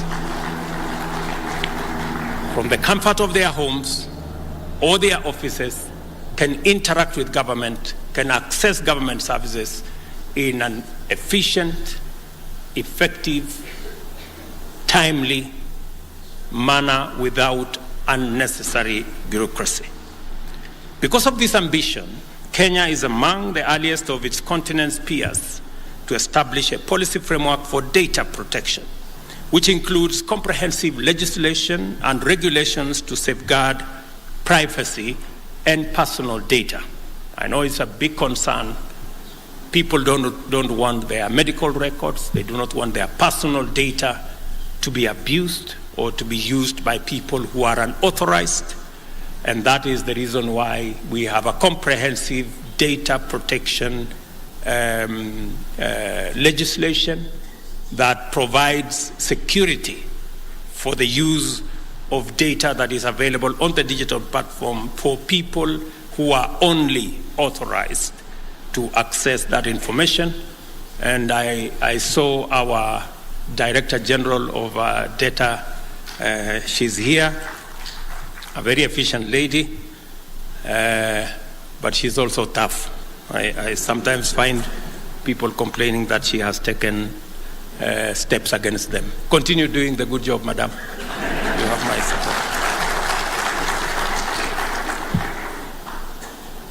With a sound policy ecosystem in place, we are ready to execute our leap into a brave new world and become a fully fledged digital country and economy. Our identity registration and management journey, together with all the experiences and achievements along the way, demonstrate that properly considered and rationally executed identity management solutions can and do catalyze a country's socio-political and economic transformation, thereby empowering people to exercise their rights, access services, participate in affairs of their nation, perform their obligations, and pursue opportunities that are available in their countries. This is how sustainable development happens. Let me mention one more thing, that as we think about what I have said, as the professionals think about our young people, you must also think about the shared prosperity, that this identity journey must not erect barriers and roadblocks.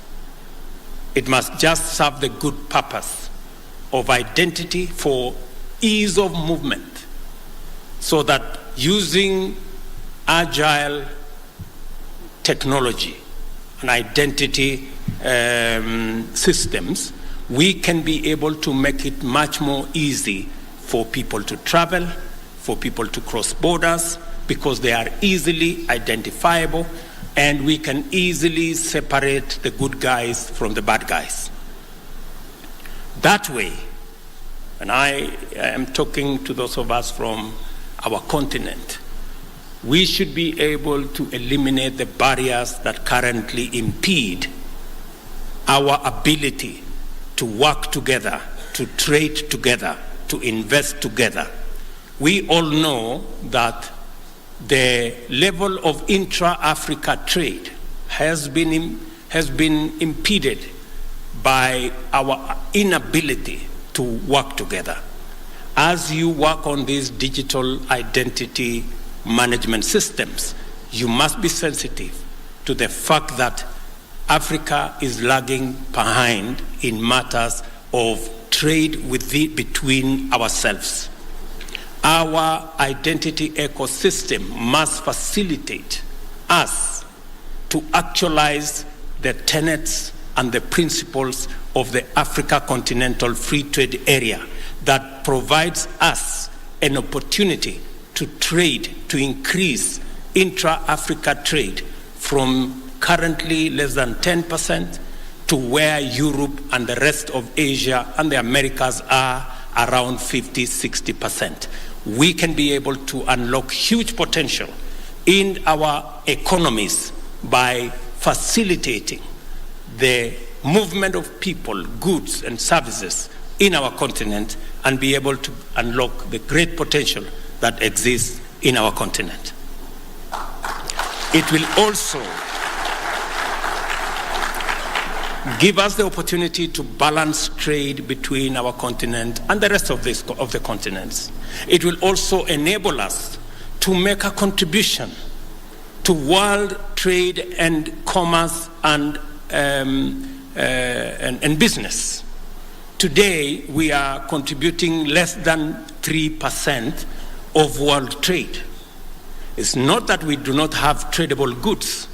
It is not that we do not have the men and women to do it. It is because we are not working in concert. We are not working with synergy. And hopefully the professionals who are here from our continent will want to appreciate that going into the future, we must make the world better by making our contribution. We have 17% of the population as we talk, yet we contribute only 3% of world trade. We must up our game, and hopefully those of us who are here can begin to talk together and work in concert, work in synergy, so that we can unlock the potential that exists in our continent and also be able to meaningfully contribute to the progress and the prosperity of the world by making our contribution to world trade, world commerce, and world enterprise.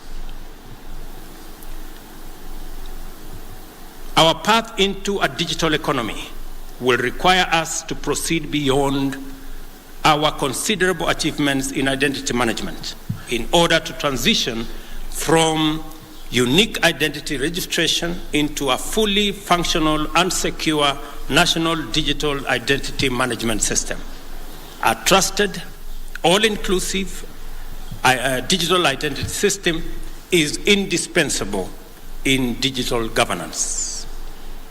This conference, therefore, is quite timely insofar as it takes place while the government is deliberating the implementation of a civil registration and vital statistics system that meets the imperatives of a new digital era. The new system must be able to assign unique personal identification numbers at birth to all persons born in Kenya, upgrade the current national identity card into a national digital identity management system, and adopt the most sophisticated advanced passenger information solution to address the entry and exit of our borders and ports. I challenge all participants, especially identity management practitioners from Africa, to collaborate with Kenyan colleagues in sharing their experience, strengthening thought leadership, and exploring possible innovations to achieve greater integrity and efficiency in this sector. I also encourage industry experts to generously share their insights and apply their unique expertise in digital public infrastructure in order to generate solutions that will enhance the entrenchment of data sovereignty both in Kenya and throughout Africa as we learn from best practice across the globe. Data privacy for registered persons is an essential component of our public mandate, and we must take every possible measure to safeguard it at all times. We operate in an environment of escalating resource constraints, and yet, at the same time, we cannot postpone or downgrade our identity management endeavors. Our development partners, therefore, have an opportunity to explore possible areas of collaboration with our state departments for immigration and citizen services to support our identity management programs.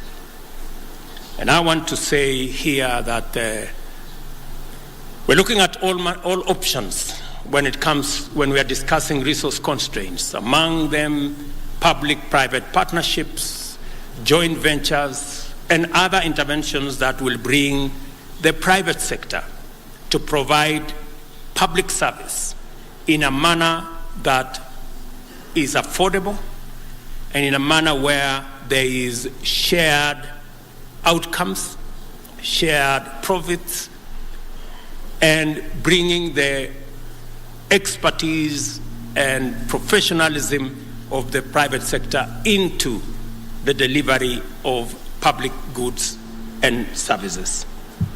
I also want to address myself to one or two other issues that could come in the way of the delivery of what we are discussing in this meeting.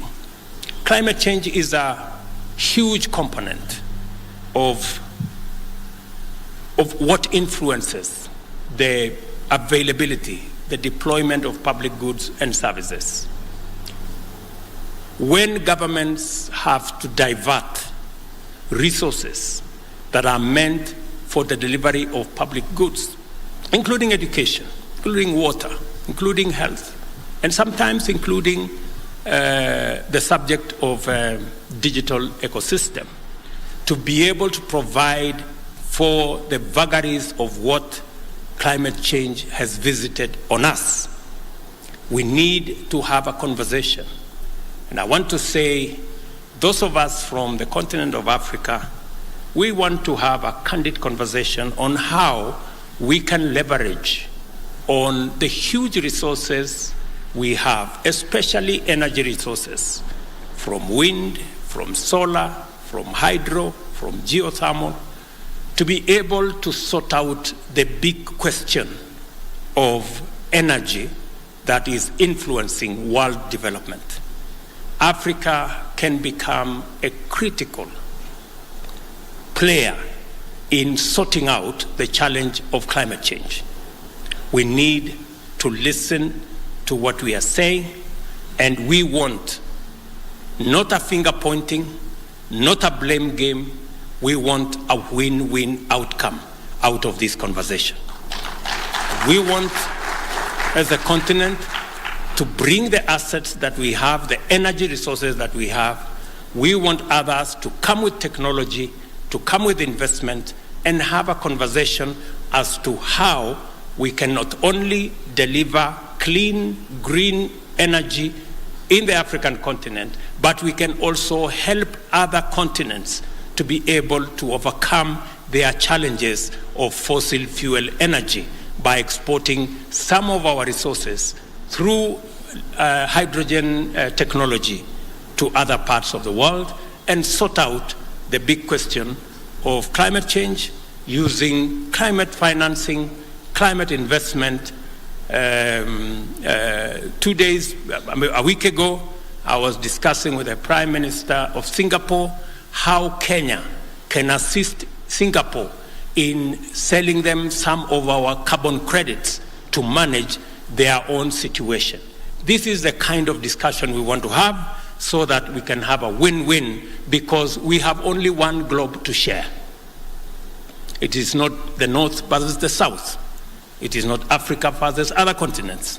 We have only one globe for all of us to share. We are in it together. Either we are sinking together or we are floating together. And I think I choose we float together.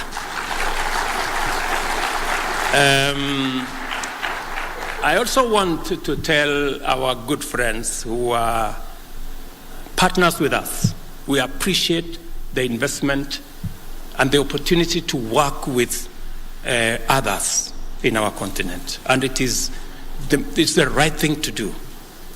It's also good for us to know that Africa is the continent of the future. By 2050, a quarter of the world's population will be living in Africa. We will have developed a very big market.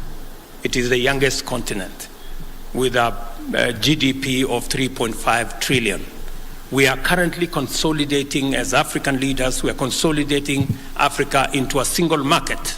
In fact, through the Africa Continental Free Trade Area, Africa will be the largest single market by 2050 in the world. Any business person, any entrepreneur, any technology provider must know where the future is for you to begin to make the necessary investments and to begin to have the necessary network for you to have yourself properly positioned in the continent of the future. And we will be open for business, and we are looking for a win-win formula that will harness all our potentials, build on the successes, build on best practice, and be able to support not just our continent, but to support humanity in making sure that we have a secure, we have a prosperous globe for us, for all of us to share. Finally, let me mention one more thing, because I have the benefit of many African leaders in this room. That we are also having a conversation about an ecosystem that is going to fairly give everybody an opportunity to be their best.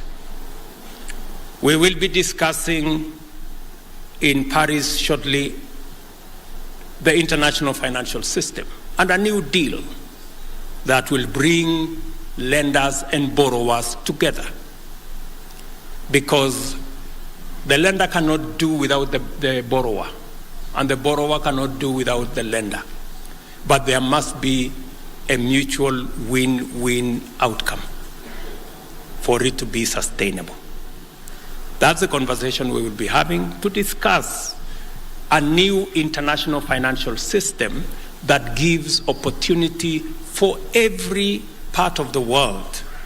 At the moment, our very considered view is the current international financial system is rigged against some, where other sovereigns access international financial resources at less than 1%, others access with more than 10%. When you are trying to deliver public goods, you cannot do it in a system where one pays 100 times more than the other. And we are not asking for a financial system that favors anybody. We are asking for a fair one that gives everybody a chance. This is the conversation we are going to have, and I am very happy that the people who will work with us, even as you think about identity, you must also know that we share one globe, and we are all on the same side. Once more, I affirm my profound delight at being able to participate in this timely, appropriate, and fundamentally transformational conference. I wish you fruitful deliberations and look forward to the outcomes of your deliberations in due course to share in Kenya, in our continent, and globally so that we can have a much more progressive home for all of us. Thank you very much, and God bless you.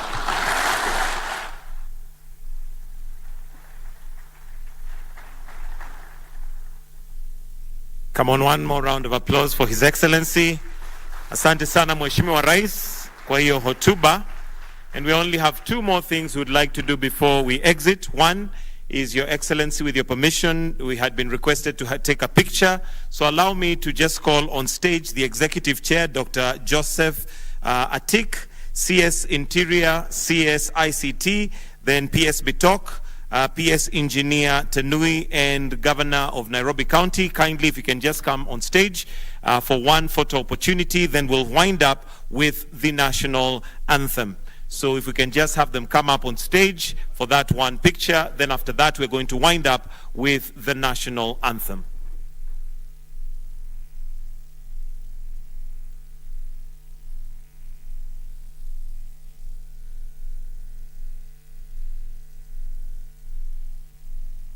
If we can also have the other ministers to kindly now join on stage. Do we also have Colin Howell, or has he left?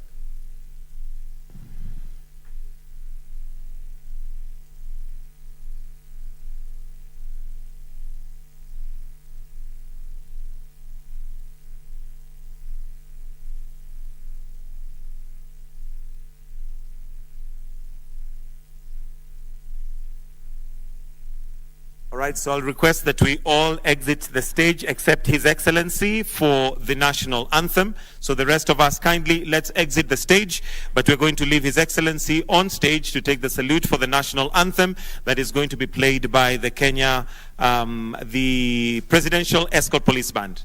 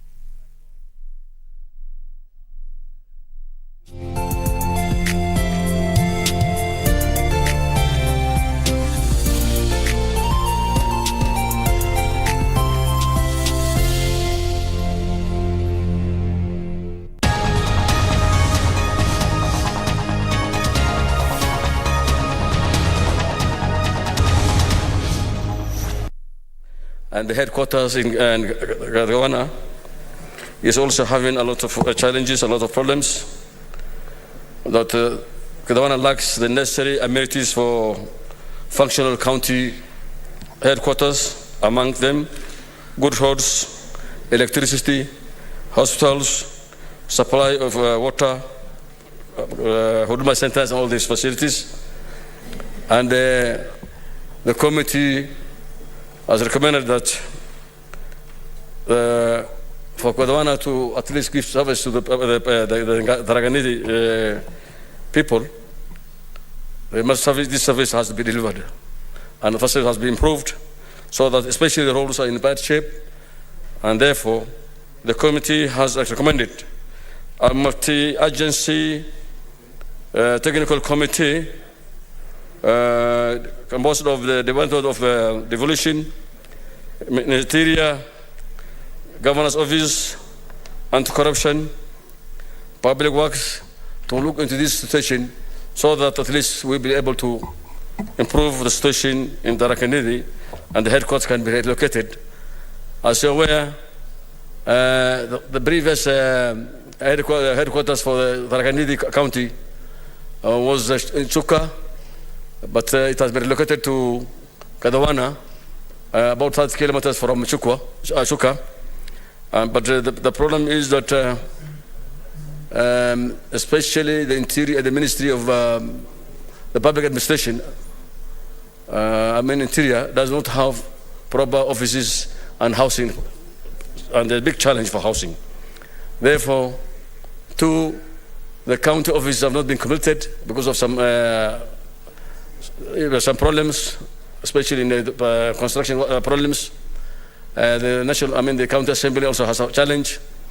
Then I think that now that the report has given recommendations saying that we need to have a multi-agency committee, we need to improve on the services because the people are not getting proper services now. They move from far-fetched areas to get services in Chuka, and therefore we are recommending that the county headquarters to be relocated to Kadhawana as earlier planned and agreed by the public in Tharaka. And then that now that the report recommends that we need to have a multi-agency committee, and those committees must be implemented. With those few remarks, I beg to support.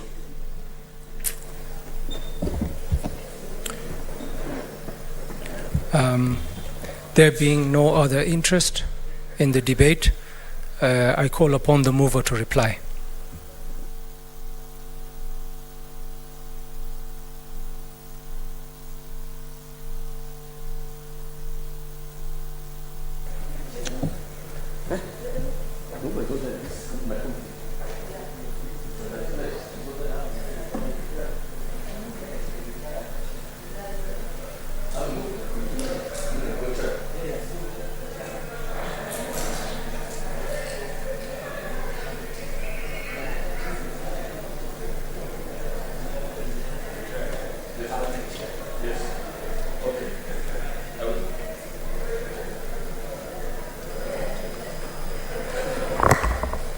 Honorable Speaker, I beg to reply. The Senate adopts the report of Standing Committee on the Devolution and Intergovernmental Relations on a statement sought on the relocation of national government administrative services from Chuka Town to Kadhawana County headquarters. Tharaka County laid on table of the Senate on Wednesday, 19th April 2023. Mr. Speaker, as I earlier said, that we need to move fast on this issue, and the report must be implemented, and the committee recommended by the committee should be formed so that they can move fast and implement, so that people of the Tharaka can be able to get services. With those few remarks, I beg to reply. Thank you very much, Senator. Pursuant to Standing Order 84-1, this matter is determined that this matter does not affect counties, and I put the question, Honourable Senators, I put the question that the Senate adopts the report of the Standing Committee on Devolution and Intergovernmental Relations on a statement sought on the relocation of National Government Administrative Services from Chuka Town to Kathwana County Headquarters, Tharaka Nithi County, laid on the table of the Senate on Wednesday, 19th April 2023. Will as many as are of that opinion say aye? Aye. Will as many as are of the contrary opinion say nay? The ayes have it. Next order. Order number 9, a motion, compensation to the Kenyan victims of the 1998 bombing of the United States Embassy in Nairobi.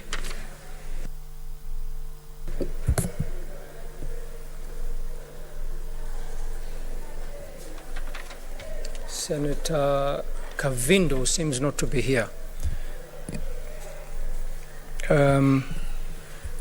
Looking at the state of the order paper, it seems like we are really running behind, and this most of these motions keep appearing.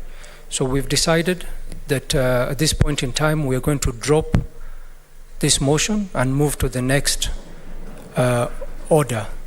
Next order, Clerk. What is your point of order, Senator? Honourable Speaker, with due respect, I would really respect your ruling, but on this matter that was brought by Honourable Mrs. Mudama on the issues of compensation to the victims, I think this is a very, very weighty matter, which even I had gone to an extent of asking the Speaker by then, Honourable Vero, to give directives to the House that a committee be formed to really look into that issue. So I want to believe that there are some 1 to 3 steps that I've taken. I don't know, but I will maybe the legal team can advise. But I would want to request, Honourable Speaker, that you allow this one to maybe be deferred to another time than dropping it, because it touches the lives of many Kenyans. Thank you.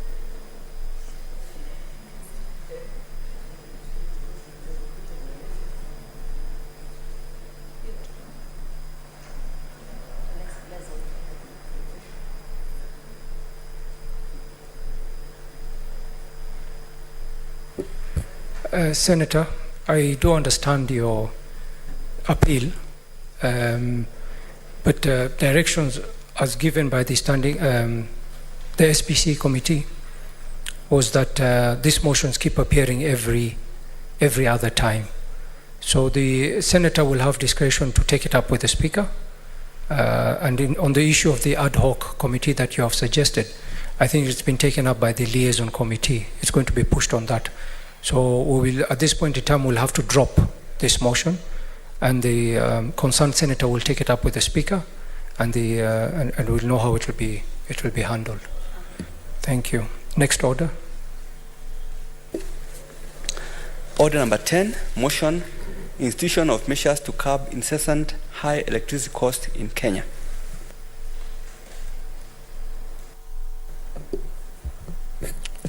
Senator Mohammed Chute doesn't seem to be here, and we'll have to drop this motion. Next order.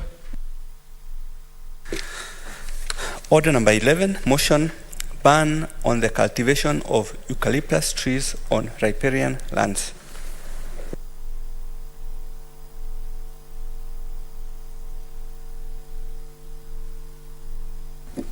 Senator James Kamau Murango also is not present, so I guess we will have to drop that motion.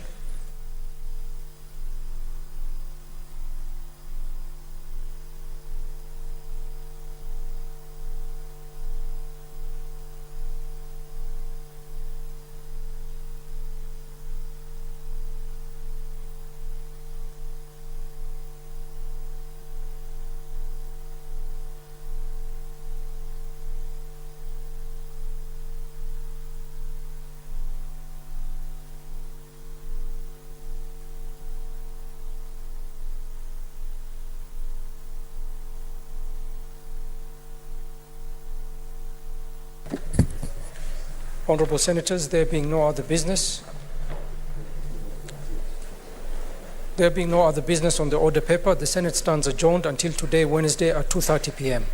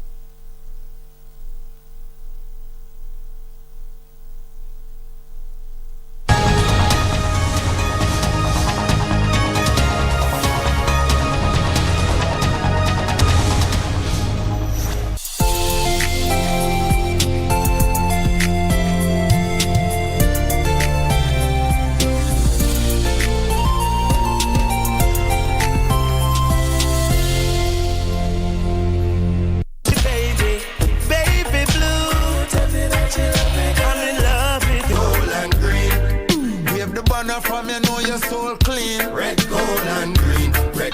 When everybody's wrapped up in the beds and the streets get dread all late at night.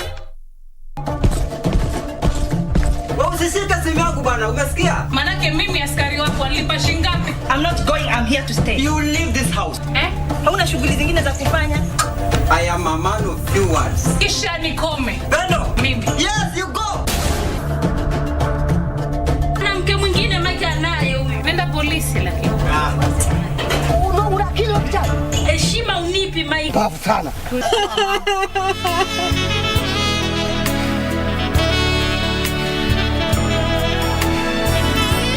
Zidannakum nitawazidishieni. Yani iwe itakavyokuwa, ikiwa sisi ni watu wenye kumshukuru Mwenyezi Mungu, Allah atatuzidishia kwa neema mbalimbali ambazo kwamba tunazijua na zile tusizojua.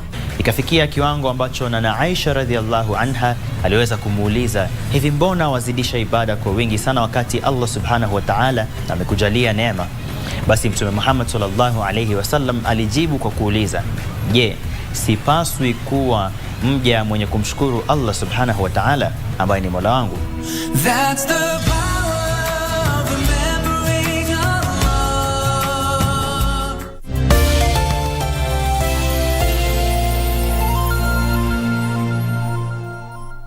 It's great to be back for another edition of your favorite magazine show. This is the 77%, the platform for Africa's youth. I am Eddie Micah Jr. Hello and welcome to the program.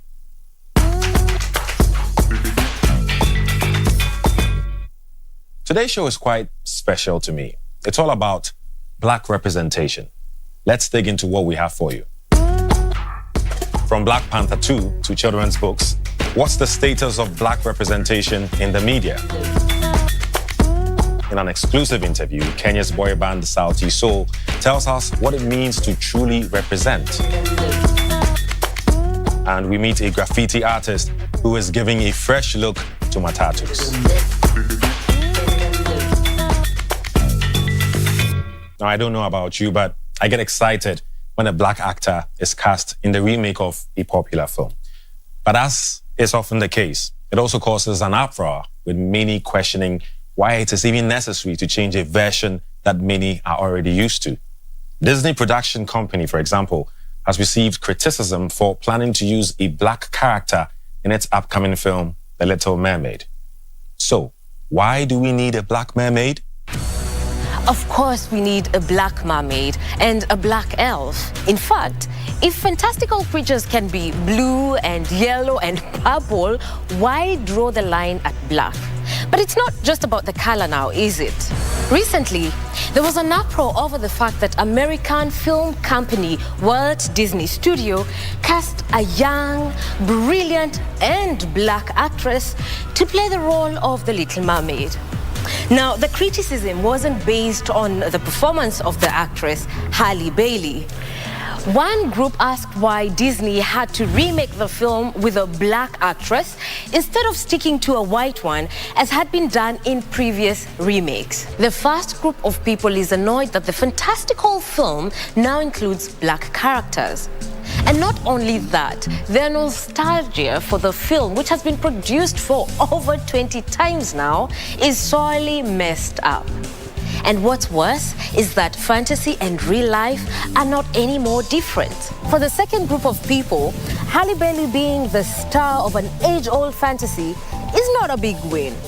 They say that Disney is playing it safe by retelling the same old stories, but still earning because they're tickling the nostalgia of people that desire to see themselves represented on screen. Now, when companies do this, it's called blackwashing. They say that Disney can invest money in telling new stories, for example, about Mekatilili wa Mwenza, who fought off the Europeans by dancing a very vigorous dance called Kifudu. Now, there's also another group of people who think that this discussion is not necessary. And I can see why. In the year 2021, January to June, Nollywood produced over 1,000 films. Yes, and they are not the only ones on the continent. If you look across different countries, there are blossoming film industries. Now, with so many films being produced with black actors, do we still need to have a conversation about having black actors? Well, yes, we do. Because Hollywood is one of the biggest cultural vehicles in the world. And it is important to portray the world as it really is. And that means having black people existing in the same way other races do. Now, Disney shouldn't stop casting brilliant actors just because they're black. No. However, they could invest in telling new stories, such as the African mythology. For example, The Famished Road by Ben Okri, or The Wizard of the Crow by Ngugi wa Thiong'o. But if these titles sound too complex for a children's story, then I have other examples. Ariella and the Talking Drum by Stephanie Coker, or Sulwe by Lupita Nyong'o. And no matter which camp someone picks, the fact remains that talent, hard work, and determination is not a preserve of just one race. That means more black actors are needed on screen. One, to do their job, and secondly, so that people can remember that we are all equal regardless of the race. Thanks a lot, Wanjiku Mwaura, for that fantastic breakdown. I think it's crazy that we have to constantly remind people that no matter the race or color of skin, we are all equal. But I guess some people need a constant reminder.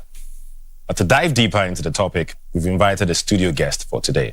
Francis Oguma is a journalist. He was born in Lagos, Nigeria, but relocated to Germany in 2015.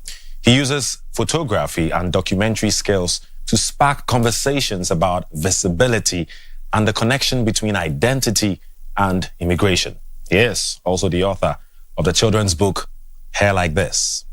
Let's find out more about him. He's a photographer, a community organizer, and he's written a children's book, especially for children of color. Francis Oguma is Nigerian by birth, but in order to build a home away from home, he's taken on the role of organizing black community meetups in Germany's city of Cologne. I've always photographed people. I've always documented black conversations, black celebrities, black fashion weeks. So when I moved to Germany, it was just a natural progression into fitting into such a role. He's called today's meetup Black and White Spaces, with a focus around African art and culture. In this case, the famous Benin bronzes. Through an artist residency at Cologne's Rautenstrauch-Jost Museum, Francis was able to interact with the bronzes, and now he wanted to open the doors for others. Being Nigerian with the Benin bronzes here, it's just natural to want to see them because you don't get to see these bronzes in Nigeria. They are only here because they were looted. And having to see them here for the first time during the exhibition of Resist made me want to show other people this exhibition. And like I said, white people, black people in white spaces, you don't really see also a lot of black people in museums. A sense of community, shared experiences, but also reflecting on a shared black history is what's brought the people here together. And for Francis, that's a good start to building a more accepting world for both his generation and his kids. The man you just saw is right here with me in the studio. Hello, Francis. Thanks a lot for coming through. Welcome. Why is it so important for you to address black identity? First of all, I'll say I'm black, and it's also very important that people like me are well represented in media. And I like to speak in the German context since I live here. You hardly see black represented in media. I mean, you see a few, but you hardly see it where it should be. Yeah. And I took that responsibility of documenting that space and also bring visibility to the community that is mostly, I want to say, not seen, but exists. Yeah, fair enough. I mean, when you look at the current state of black representation, what are your thoughts? Are we heading in the right direction? I would say we're heading in the right direction. I mean, you could look at the last couple of the last 3 years. A lot of things has changed in Germany in particular.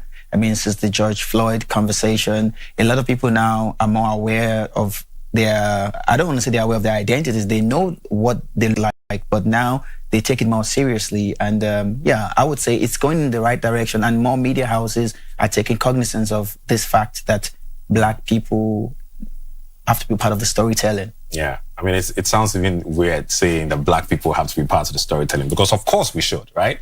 That's pretty straightforward.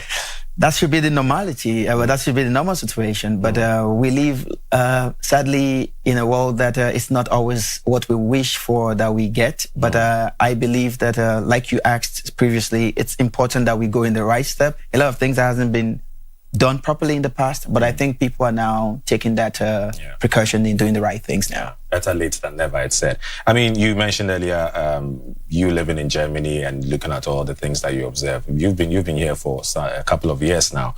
How has living in Germany impacted the work that you do? Okay, I used to live in South Africa. I lived there for 8 years, and I've been in Germany now for the last 8 years. And originally, I'm sure you know, I'm Nigerian, so I have that journey, ahead of me. And I would say Germany has also impacted in how I tell my stories, because initially in South Africa, I was all about the lifestyle type of work. But since I moved here, I mean, you are confronted daily with what you call the microaggressions sometimes, or you're confronted with lack of visibility, and that has also made me aware that I needed to do something. So that has actually impacted my work deeply, I would say. Yeah, I'm really looking forward to, one of the artistic creations that have come out from your camp. You wrote a book, Hair Like This, right? Yeah, we're going to get into that pretty soon. That leads us to talk about representation in books. Lack of representation can actually be life-threatening. Here's a simple example. Some rashes look totally different on white skin compared to black skin. But disease symptoms in most medical books around the world are based on white people. We'll show you a Nigerian illustrator who got famous by coming up with the obvious solution to a problem that nobody seemed to tackle for decades. Let's have a look. Chidebere Ibe did this. His illustration of a black fetus went viral. People around the world realized they had never seen themselves represented that way. His picture turned into much more than a drawing. It was more like a voice speaking out for the black community. Then I had to understand that this drawing was more than just a medical illustration, or it was a message of hope to the black community. And then I said, for me now, these drawings are no longer a passion, but a purpose for me. Generations of doctors, nurses, all kinds of medics have studied here. And this is one of the books that they use. It's a standard textbook used by international students all around the world. And if you flip through the pages, it's very easy to see that most of the illustrations here are just of white skin. It's almost as if black people don't have operations or don't have babies. And for years, no one really challenged that. A lot of patients have been misdiagnosed because there's been lack of representation in medical literature. For example, some skin conditions represent differently on a black skin than it is as it is on a white skin. Most of the clinical conditions we see in textbooks are usually for white people. For example, the rashes you talked about. In the white people, it's usually pink. So then if I go to the hospital, if I start my clinicals, I might be looking for pink rashes. Meanwhile, it's not pink in black people. So I feel this and many more medical conditions relating to black people actually go a long way in the medical community, especially in Africa. Yes, African. Yes, melanin. So once we start using our black people, once we see this kind of thing, once we read it in textbook, there won't be like differences between what we read in our textbook and what we are seeing in our gross anatomy lab. So it should actually help us to like understand it better. Since Ibe's picture went viral, he says several publishers have commissioned him to draw more black medical illustrations. He says he plans to publish his own textbook on skin conditions in black people and wants to set up a training school for other African medical illustrators. I have only one word to describe what I just saw. Amazing. My guest Francis is still here with me on the show. Francis, I mean, we all watch this keenly. What are your thoughts on what your fellow Nigerian is doing? Okay, interesting. First of all, I must say he's doing what is very important to the future of how media should be seen. First of all, I think that's how it should be. I mean, people want to see themselves in characters. People want to see themselves even in medical books. Because, for the first time, I'm also thinking about it. I just realized that most of the babies or the futures that you see is always, we don't even recognize that we're not used to seeing how we are. Yeah. And it hits you. It really hits you when you go like, wow, how? For decades, for centuries, that's just not been the case. It makes you actually question yourself sometimes, doesn't it? Like, oh, is there something wrong with me, you know? For me, I have never questioned myself, but obviously I know that there's something wrong somewhere, and which is one of the reasons why I took it upon myself to change this type of narrative, because being a father too, and having to show your kids what they don't look like all the time is also confusing. Yeah. And I would say that what the other person is doing there is the future of how even medical, we can even take it beyond that. I mean, even in labs, you don't see color in labs. Yeah, it's all about really showing that black representation, you know, as part of the human race, as simple as that. But you're holding a book, I see. We talked about getting into this book, Hair Like This.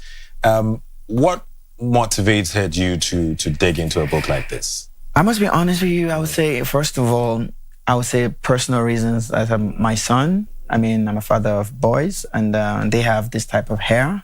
And it was a struggle having to explain why the hair is different. And secondly, I took part in, I did a documentation with almost 80 black people in Germany. And I found that the conversation around hair is deeper than we know. It's also, it makes up basically the whole existence.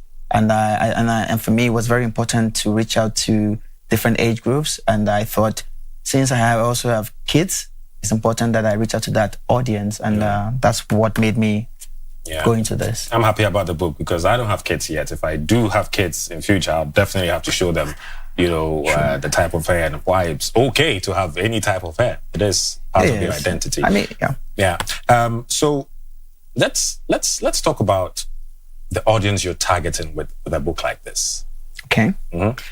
Okay, I would say everybody. The thing about kids book is that you do not only reach out to the kids, you also reach out to the parents. You see, it's a kind of interesting story. I would tell you, most of the people that have let me say, the people that bought this book are not just black kids or not kids of color. There are also a lot of white parents that buy such a book like this, so they could they're able to sensitize their kids to let them know that there's power in diversity, there's power in being different, and the book also encompasses different characters. It's not just about the hair now. It's also about what makes the hair. I see.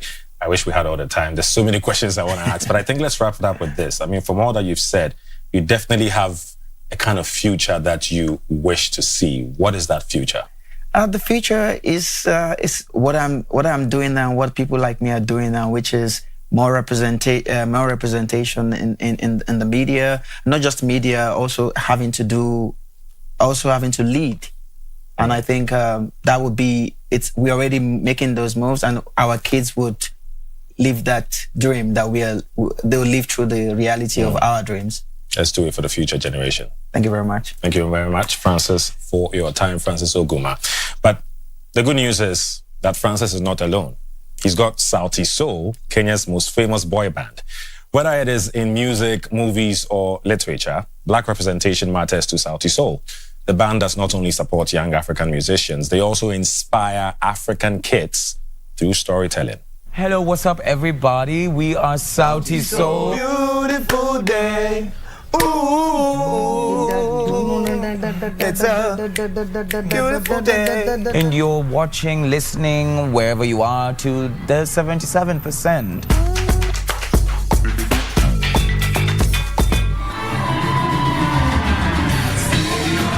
Sauti Sol, these four guys from Kenya rock Africa. Famous for their gigantic acoustic performances, the boy group, founded 2005 in Nairobi, consists of vocalist Bien, Chimano, Savara, and guitarist Polycarp. The band spent the years of the COVID-19 pandemic partially apart from each other to grow individually. And that includes following your own art and embracing who you are. And while the band keeps nurturing the next generation of artists through their own record label, Sauti Sol has also embarked on a new journey to educate children through their new book collaboration called Soul Kids. For Polycarp, it's a hard project. What we achieve to do is to create content that is by Africans, for Africans, and content that kids can relate to, especially kids that are coming from where we come from. Because there isn't much content that our kids can relate to. And I being a father of a 2-year-old now, being the only father in the band. Are you sure? He's 2. He's almost 2, imagine. He's 1 year, 7 months. And it's something that was really bothering me, you know, when I'm thinking about the near future and what kind of content I want to feed him, what values I want to instill in him. And then, then when I look out there isn't much that represents us. You rarely ever get an African perspective on what the experience of growing up is.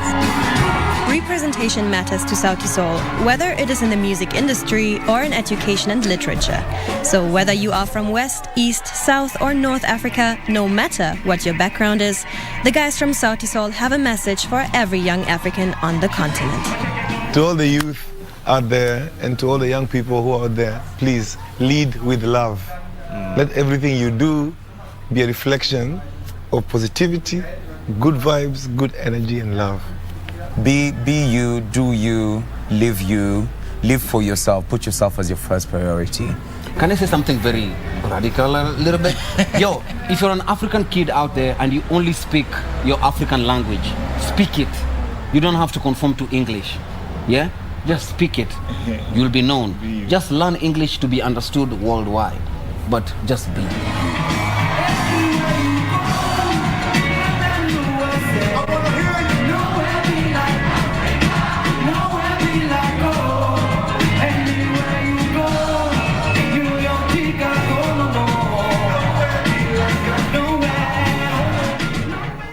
That ended on one of my favorite Sauti Sol songs. Nowhere is like Africa, nowhere is like home.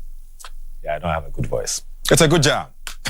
What's also good is to be transported from one place to another in a super cool looking vehicle. In Kenya, they call them matatus. They are minibuses that are sometimes equipped with LED color TVs and huge boomboxes. The vehicles come in unique designs, but graffiti artist Mohammed Qatar, aka Moha Graphics, is the master of matatu design.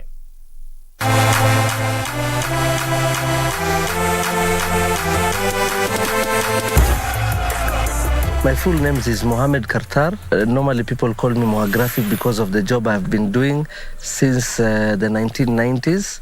So my work is graffiti, body shop, and everything about cars and motorbikes. When I started on canvas. Doing canvas was not giving me that pleasure, which, every time I used to do a canvas, I always wanted people to see what I've done. But most of the time you do a canvas, you take it to someone, maybe 2-3 people see it. That's when I got the idea of, should I try this on cars? Because cars are a moving canvas. So that's when I started just doing designs on matatu, small designs. The first time I started with stickers inside matatus. Then I started doing the graffiti on the outside, but small things, because at that time people didn't know what this thing was.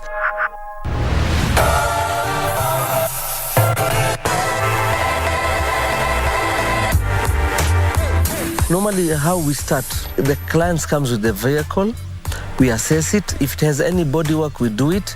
There's some reserved customers. They are very crazy customers. Now you have to differentiate. You get a crazy customer, he tells you, okay, you do what you want. We even did like a VIP lounge in Rongai. That's when people started knowing that these are just graffiti, abstract things. Because normally at that time, if you did something, someone could not read.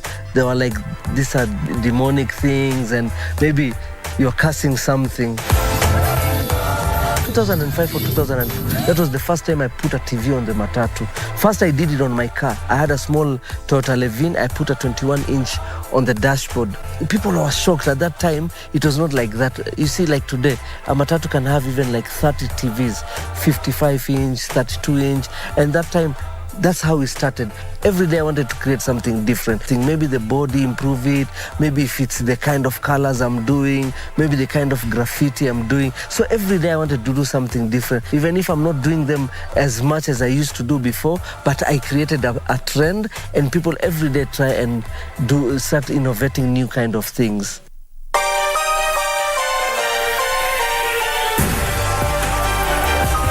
2015 or 2016, I was featured in Forbes magazine. I think that was the biggest achievement.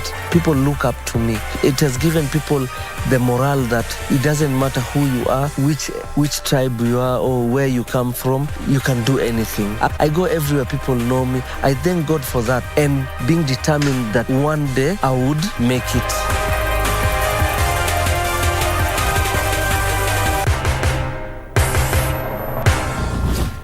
Now that's what I call spraying inspiration. The key message for me is that it does not matter who you are or where you're from. You can do anything. Mark my words, one day you will make it.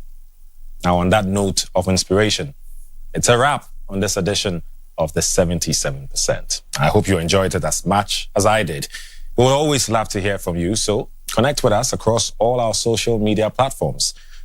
Let's play you out with a song from Nigerian artist Johnny Drill titled, How Are You, My Friend?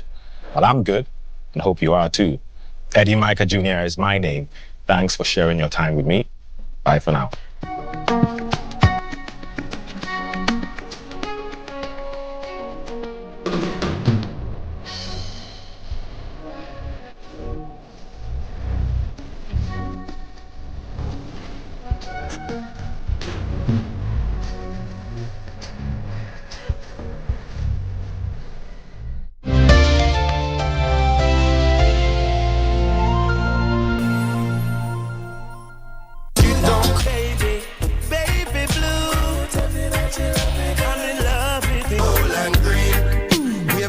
From you know your soul clean. Red, gold, and green. Red. When everybody's trapped up in the beds and the streets get dread all late at night.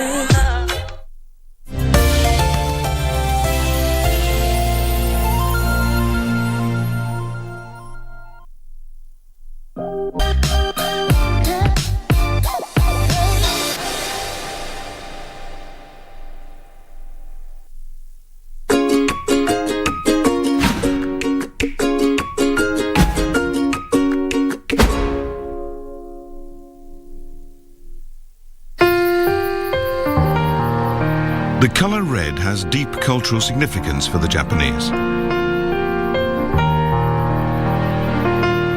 At shrine rituals for children, they wear red to ward off evil spirits. At her wedding, the bride's lips are painted crimson to protect her from any misfortune. Of all red dyes, safflower produces the most precious color, a unique hue called beni. The Mogami River flows through Yamagata in Japan's northeastern Tohoku region. This area is the country's largest producer of safflowers, which blanket it in yellow each July. Safflower, or beni bana, is a plant in the chrysanthemum family. Its petals are used to produce red beni dye. The first step is to harvest the flowers. Growers know the time is right when a red tinge appears at the base of the yellow petals. The flowers are carefully picked by hand, one by one. Only 0.3% of each petal contains red pigment. The rest is yellow. Rubbing and rinsing washes out the yellow pigment, leaving only the red. The petals are then left to dry in the shade for several days. This causes a natural oxidation, which leads to its change in color from yellow to a deep red. Now it's becoming a perfect red. Next, it's pounded into a paste to facilitate more oxidation and deepen the red color. For easier drying, the paste is pressed by hand into flat ovals called beni mochi. This is a luxury item. It takes about 300 safflowers to make each one. For textile dyeing, the dried beni mochi are dissolved in water to extract the color. To dye a single kimono, over 2,000 beni mochi are used. Safflowers have been grown in Mogami since the 16th century. Thanks to their unique beni mochi technique, Mogami beni became the dye of choice for high-quality kimono makers. 300 years on, the colors of these garments are as vibrant as when they were made. For me, this color, beni, is a priceless legacy. I feel very strongly that I must ensure that our tradition continues into the future. Beni mochi are used to make traditional Japanese lipstick too. The special process begins by soaking bunches of hemp together with beni mochi. The classic technique is still used by this renowned Tokyo cosmetics manufacturer. Beni extract is applied as a thin, uniform coating to the inside of a small porcelain bowl. As it dries naturally, the red changes to a shimmering, iridescent green. This lipstick was highly fashionable in late 19th century Japan. What causes these color changes? It's still a mystery today. With a little water, the green turns red again. But adding more layers gives a shimmering green effect that fascinated Japanese ladies of fashion for centuries. A tiny flower from deep in the countryside with a mysterious and lasting impact on a nation's culture.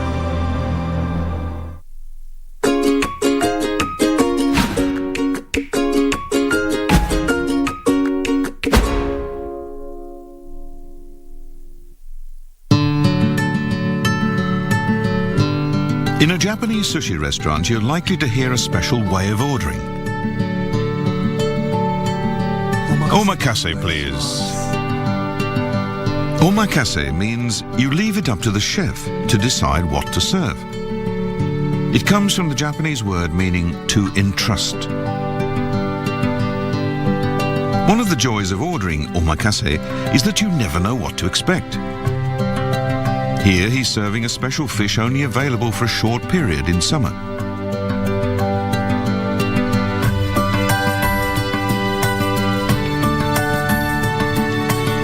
Very nice. The special taste of summer. Having the faith to put yourself in the trusted hands of an expert professional. That's what omakase is all about.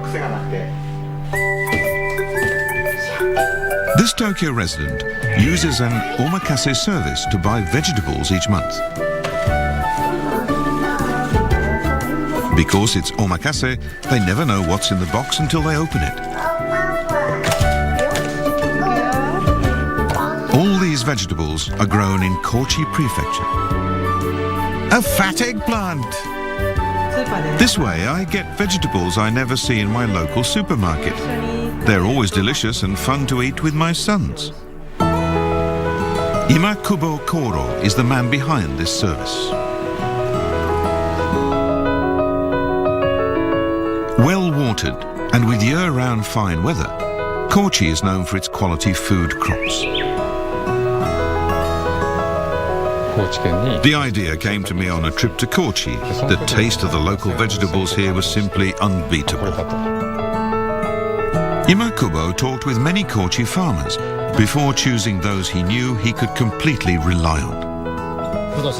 This year the tomatoes are very fruity and have a great smell. When you give them to kids, they just can't stop eating them. Imakubo only chooses produce that he enjoys eating himself to supply to customers all over Japan. I want to give my customers foods that they've never had the chance to experience before. Kochi has all these amazing, unique flavors that I think should be more widely known. This bookshop in Hokkaido looks like any other. So why is it flooded with orders from all over Japan? Iwata Toru, the bookstore owner, runs an omakase service where he selects books for his customers.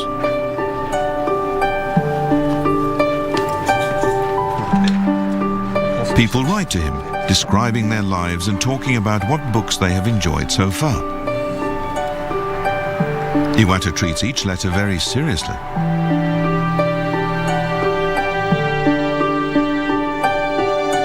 Hirai Tomomi wrote to Iwata about the worries that seem to overwhelm her life.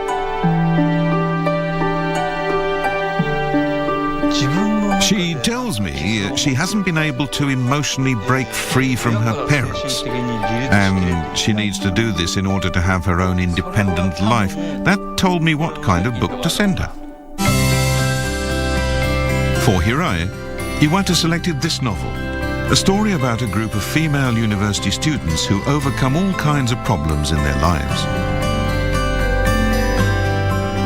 Books she'd never heard of before provided insights that helped Hirai find her way in life. I use a lifetime of experience as a bookseller to select the best for each customer. It's great to feel that they appreciate my efforts. In Japan, omakase means far more than just curating services. It's a way of enriching people's lives based on relationships of trust.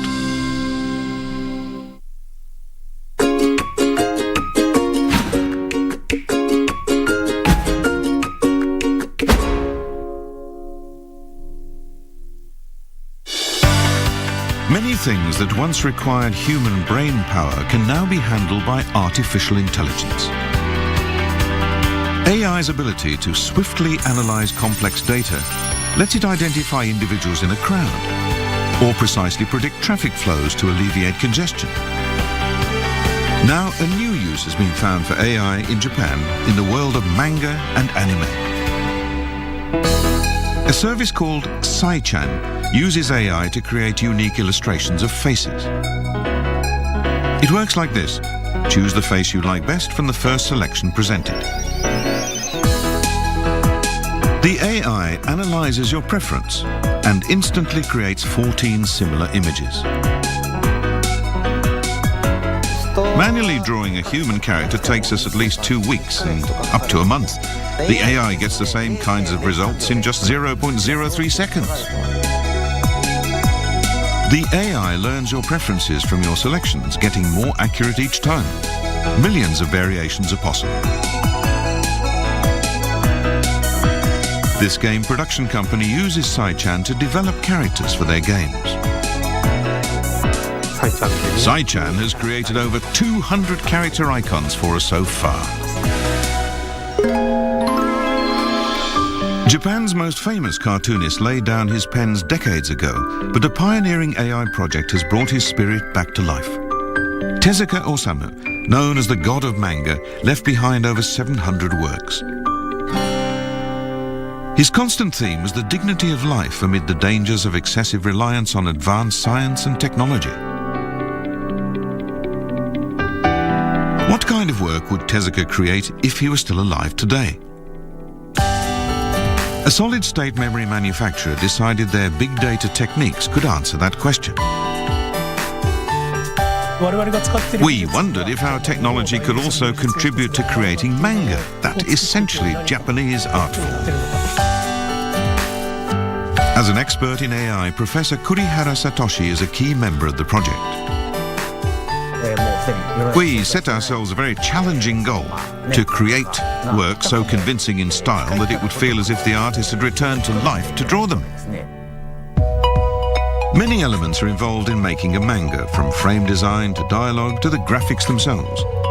A human artist like Tezuka can combine all these elements to tell the story, but AI isn't currently capable of the entire process. Professor Kurihara used over 200 of Tezuka's works to train the AI to recognize his unique style of storytelling and character development. The AI produced a plot outline that could have been by Tezuka himself. Based on this, human writers developed the story. The hardest part was creating the characters. Tezuka had a unique visual style, employing strikingly distorted facial features and expressions.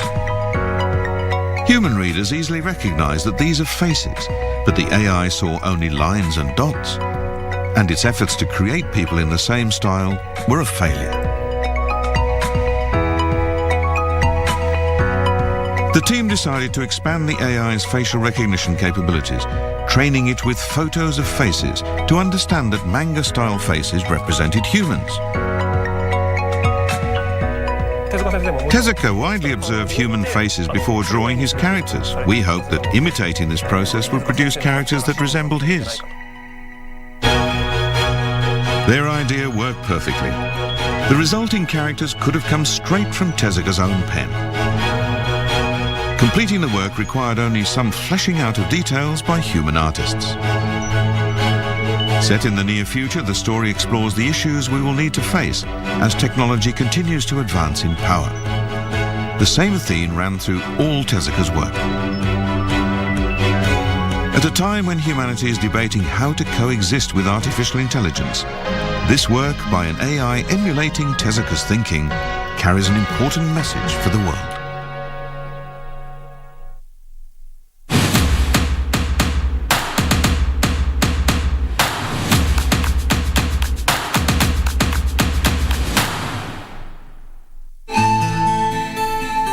The art of bonsai is now famous the world over.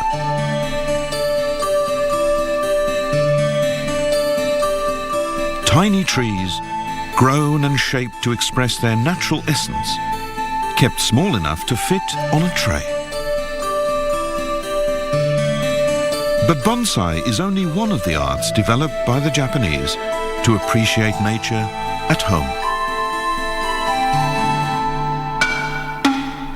Trays like this, called obon, have long been used for carrying food and dishes from kitchen to table.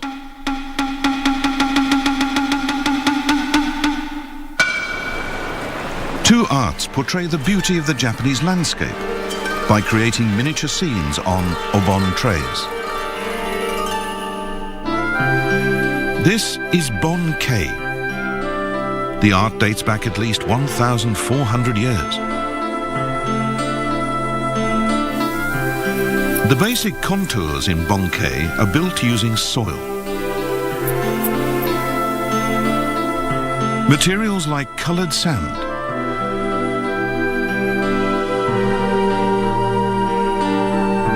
pebbles, and moss are added to express the details of the landscape. The whole scene is planned from the beginning to be best viewed from a certain angle. The elements aren't laid out in a single plane. We aim for a sense of depth to give the viewer the feeling of being right there inside the landscape. These dynamic three-dimensional scenes express the vigour of nature. The other art based on the obon tray is bonseki. Here, landscapes are created using just white sand and rocks. After arranging the rocks, the artist builds up the scene by sprinkling white sand.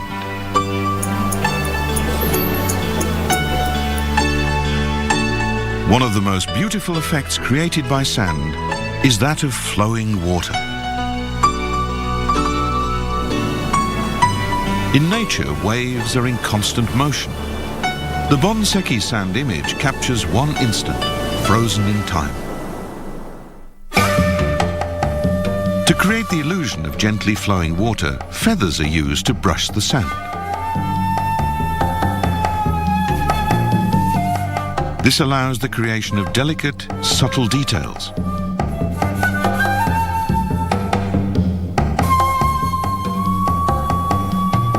For more violent waves, a special brush called a hake is used.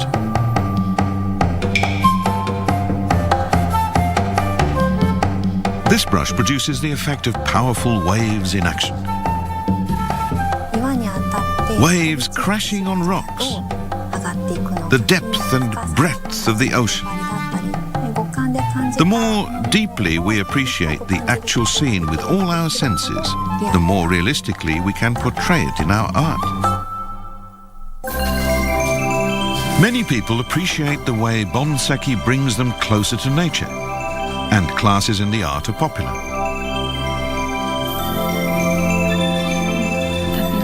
It's changed the way I see the world. Now, when I'm on a trip, I'm always looking at the scenery and wondering how I could reproduce that view on a tray. This art created with sand is temporary by nature, not designed to last.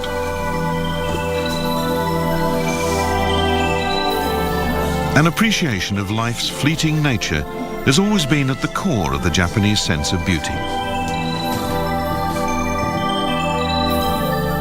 Inspired by the beauty of their land, Japanese artists invented unique ways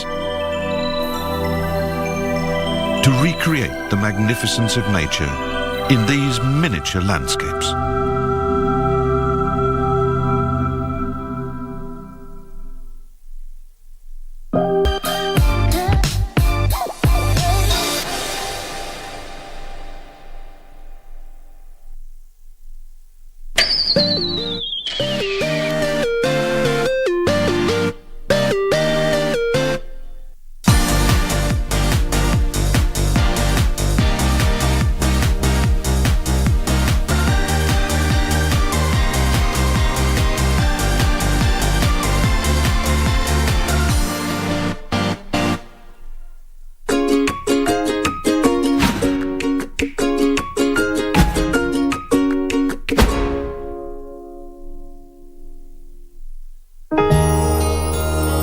Tenugui hand towels have long been a feature of daily life in Japan. Made from thin cotton, they come in a standard size of 35 by 90 centimeters. This versatile towel first became popular about 400 years ago. At first, it was simply for wiping away perspiration or protecting the face or hair from dust.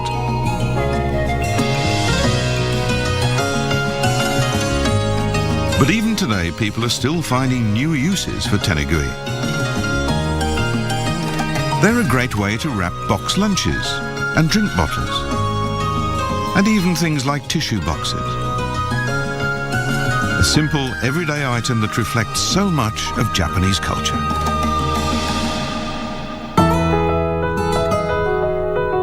Modern designers are finding that tenugui are a great medium to express their creativity.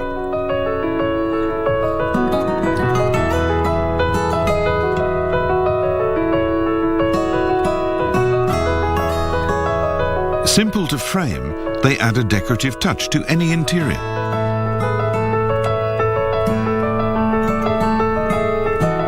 Some tenugui are really small works of art.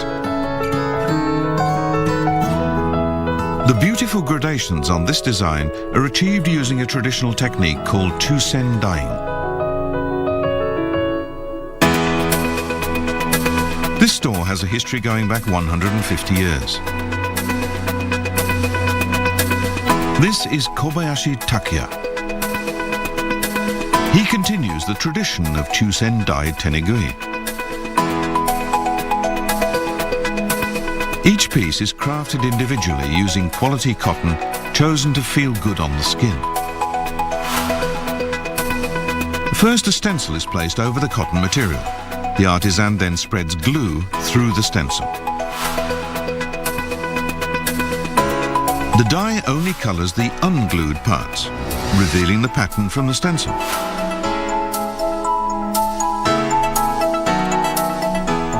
Since they're made by hand, each tenugui is slightly different in colour. Everyone's tenugui will be unique. For more complex designs, the artisan creates walls of glue to prevent the different colours spreading and mixing as they're applied. The real skill lies in creating gradation effects. To do this, the cloth isn't soaked in glue and two colours are applied simultaneously. Kakigori is a kind of shaved ice popular in summer.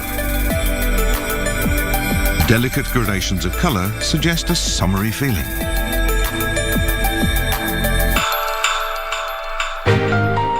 These lovely tenugui designs are now finding other applications. People currently want face masks that are fashionable and comfortable to wear, and tenugui material is perfect. At present, people are wearing masks for long periods each day. I think our tenugui masks are catching on because of their bright, cheerful patterns. Kobayashi, hearing that schools were short of face masks, decided to give tenugui masks to his local primary school. It's much softer than regular masks. It feels great. Mine's a chameleon. Cool. The endlessly versatile tenugui. A familiar everyday item for centuries, it continues to find new uses.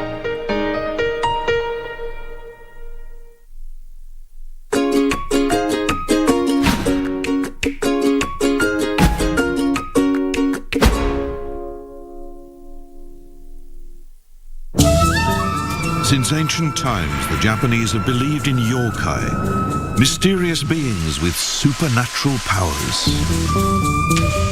These include Tengu, who live deep in the mountains and can fly from peak to peak.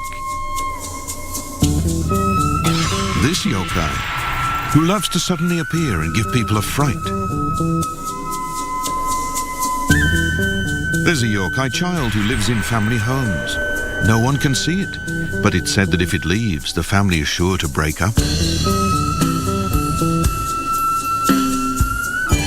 After yokai were first depicted in this 16th century scroll, artists began to visualize these creatures in all their many varieties. Many originally terrifying yokai gradually became a familiar part of life. Modern manga and anime artists love to depict yokai. And works featuring yokai characters are always immensely popular.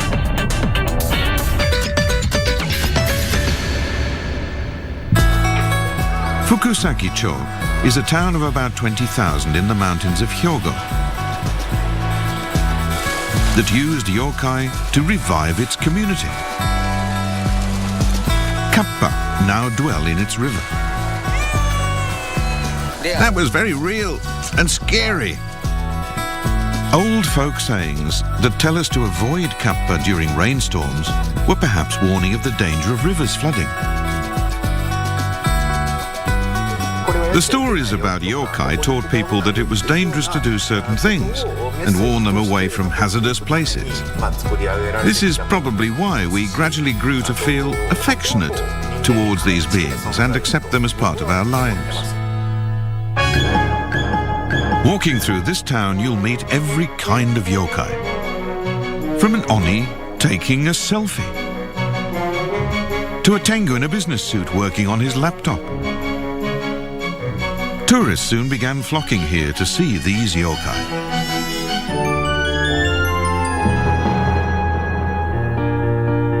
As COVID-19 continues to spread, a previously little-known yokai has hit the news. Called Amabiye, it appeared out of the sea about 180 years ago. Amabiye left a simple message before vanishing again. If an epidemic strikes, show my image to everyone. Shrines and temples around the country took these words to heart, producing charms with Amabiye's picture. I believe it will keep me safe. There are even Amabiye figurines and snacks. Stuck at home to avoid the virus, people began sharing Amabiye images on social media. One of the first was Satake Shunsuke. I thought it might cheer people up a little during this time when we can't go out. It's a prayer for the epidemic to pass, and I hope what I'm doing will help people in these difficult times. Each post on social media brings him a flood of responses. All over Japan, people began drawing their own versions of Amabiye, united in praying that the virus will go away. Komatsu Kazuhiko has spent a lifetime researching yokai. He tells us that when faced with disaster or disease, people in every era turn to yokai for help. After yokai became seen as coming to our aid in times of catastrophe, people began to project and externalize their emotional pain and distress onto these sympathetic spirit beings. The yokai legends mellowed and evolved over the passing centuries, and the Japanese today have a great affection for these mysterious creatures.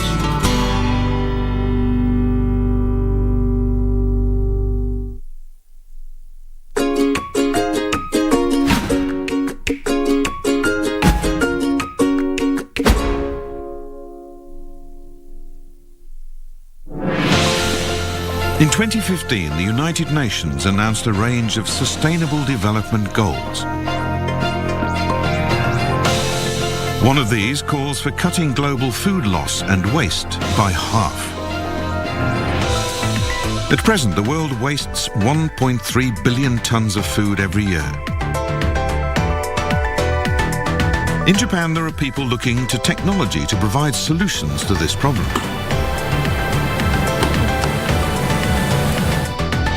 Kinoshita Masayuki was inspired by an experience on an overseas trip. I saw all these kinds of fruit that had never been imported to Japan, and this was a hot country where food spoils quickly. It seemed like a huge waste and made me want to do something. Kinoshita focused on a special freezing technology that could allow foods to be used instead of discarded. It's much faster and operates at lower temperatures than normal methods. The inside of the freezer reaches minus 35 degrees Celsius. Multiple fans constantly blow cold air over the fruit from every angle, ensuring they freeze evenly. This process takes only 1/10 of the time required by normal freezers.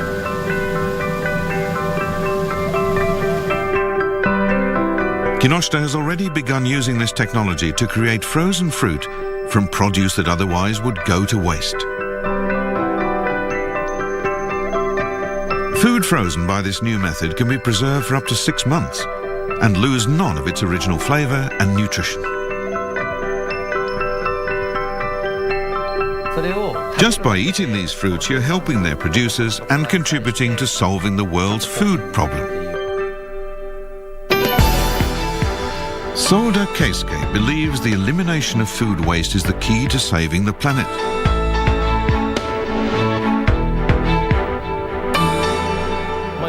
By 2050, world population will exceed 9 billion people, and we're already talking about a coming food crisis. That's why we're building up stocks of grain. But you can't keep stocks of vegetables. If we can find ways to preserve vegetables long term, it will be a huge boon for the human race. Soda's method transforms discarded vegetables into a completely different form, so they can be stored for long periods. Today's delivery is a load of daikon radishes, a vegetable widely used in Japanese kitchens. After being chopped up and boiled, the daikon are mashed into a paste.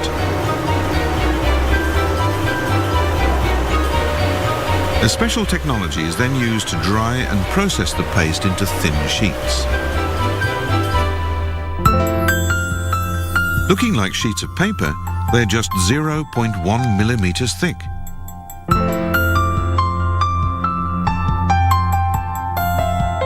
Soda makes his vegetable sheets from daikon, carrot, pumpkin, and tomato. Although they look nothing like the original vegetables, they retain all their original flavor. The sheets can be used for wraps or as an edible base for other ingredients.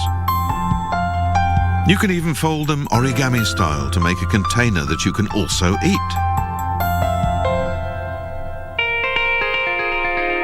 Soda's invention is ideal for emergency food supplies.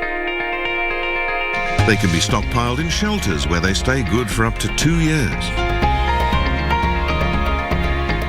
Vegetables normally go off quickly, even in the refrigerator. These sheets weigh very little and stay edible for ages. I think we'll be seeing a lot more of this kind of food in the future, once people realize how it lets you store food safely almost anywhere. Japanese technology and inventiveness are finding fresh ways to preserve food, helping solve the world's food problems by reducing waste.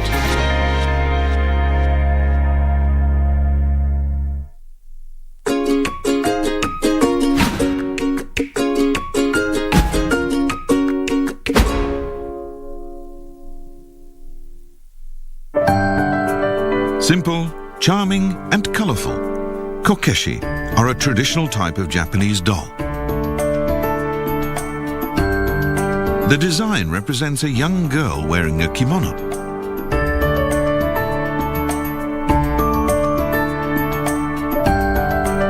Kokeshi date from about 200 years ago. Visitors to onsen hot springs bought them as souvenirs for their children.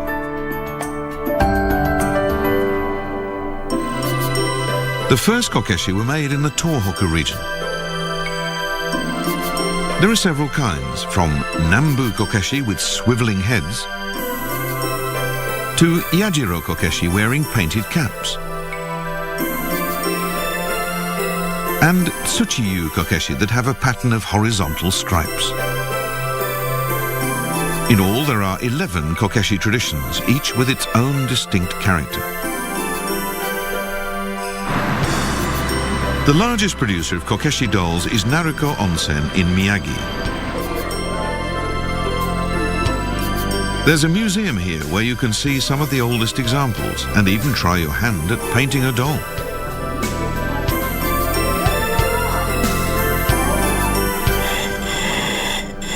Okazaki Yasuo has been a kokeshi artisan for about 50 years.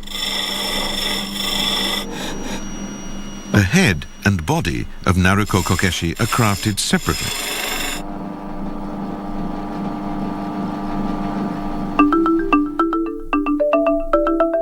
The neck is carved with a protruding knob, while the body has a hole that is a little smaller than the knob's diameter.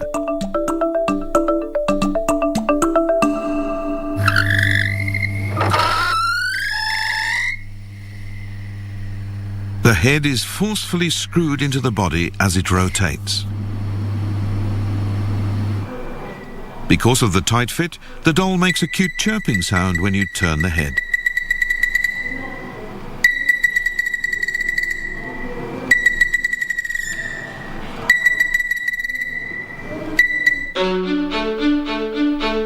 It takes great ability as well as skill to make Naruko kokeshi. Okazaki recently accepted a new apprentice.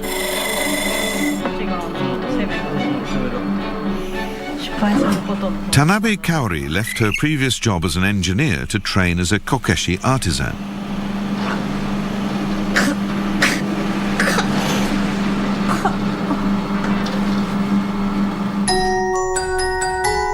These dolls are all painted by hand. It's a task requiring intense concentration.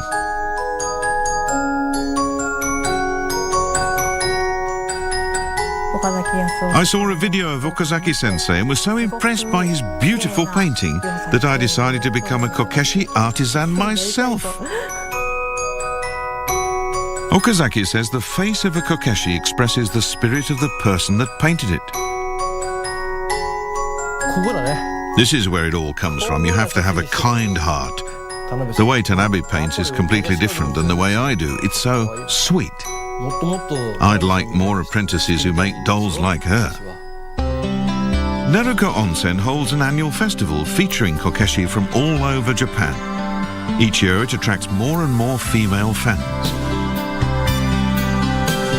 Watanabe Maiko is a collector who owns over 3,000 kokeshi dolls.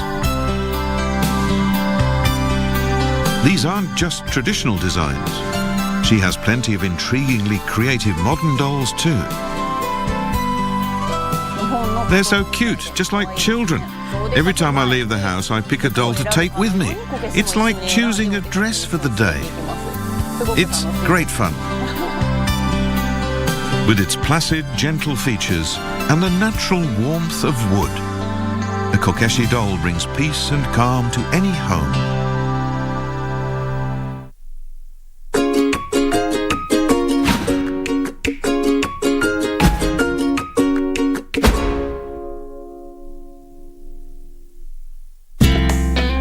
The vast metropolis of Tokyo, home to over 14 million people. But did you know there's also a mountain in the city, less than an hour from the center? This is Mount Takao, on the westernmost edge of the capital.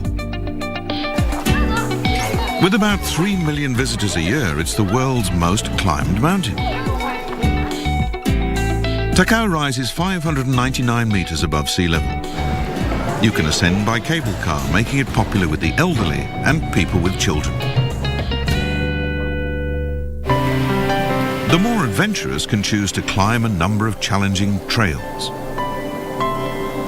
At any time of the year, this is a great place to walk in the woods and get in touch with nature. The range of vegetation native to this area is vast. Over 1,600 species have been identified. More than 60 plant species were first discovered here on Mount Takao. You never get bored coming here. There's something different to see in every season. In spring, over 10,000 plum trees brighten the mountain slopes. While in winter, crowds flock to see the spectacle known as Diamond Fuji, the sun setting behind Japan's most famous peak. The temple of Yakuoin dates back over 1,200 years. Mount Takao was historically an important site for esoteric spiritual training. Firewalking and other rituals for purifying the body and exorcising evil spirits are still held on the mountain. The people of this area have always worshipped Takao as a sacred mountain. In the old days, believers planted a cryptomeria forest to protect the mountain.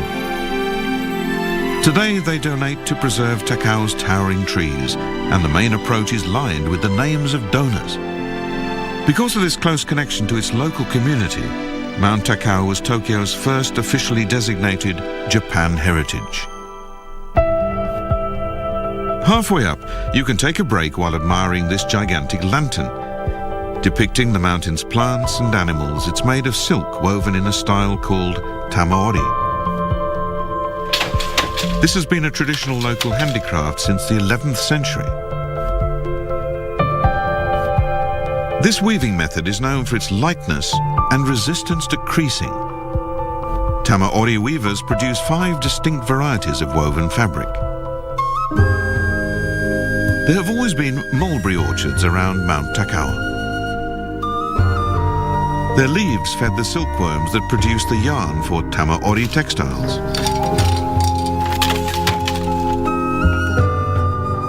One of these Tamaori weavers is working to spread the word about the attractions of this area. This is Sawai Shin. Sawai makes his dye from mulberry leaves too.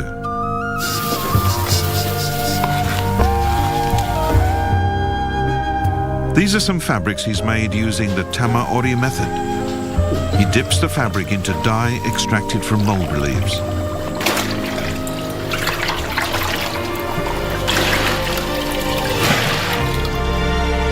After it dries, the cloth has the natural hue of the plant.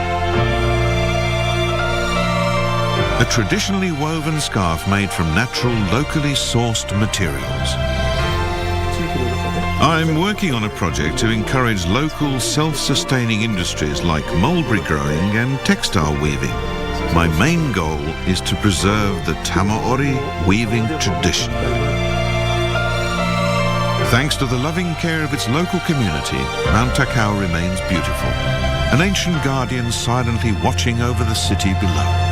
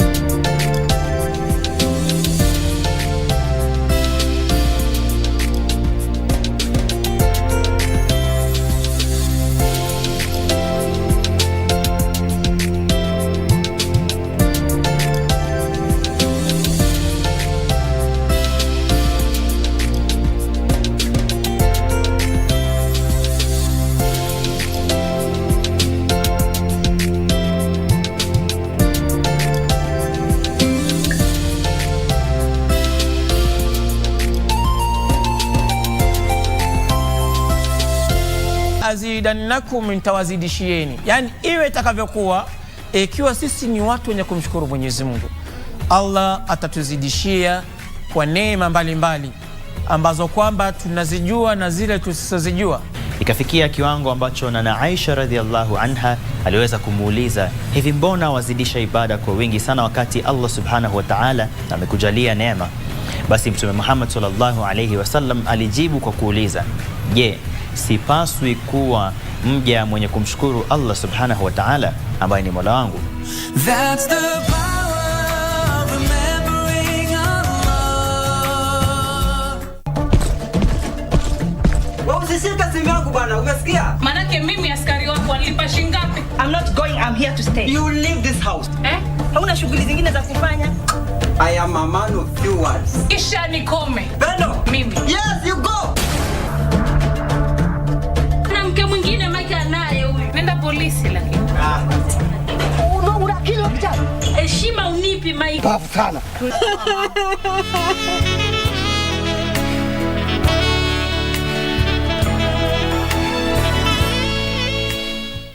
Ili kupata sikiza tune hii ya Usini Record, bonyeza *811*396#. Unakata pia kabaya Wakenya mnakuanga nako ya kuweka mtu kwa speaker alafu mnarekodi sauti yake bila ruhusa. Nikipata sauti yangu ina trend huko nje na kuna pesa napata, mtajua mimi mlu yako na roya na sina roya binadamu. Usini Record. Ili kupata sikiza tune hii Usini Record, bonyeza *811*396#.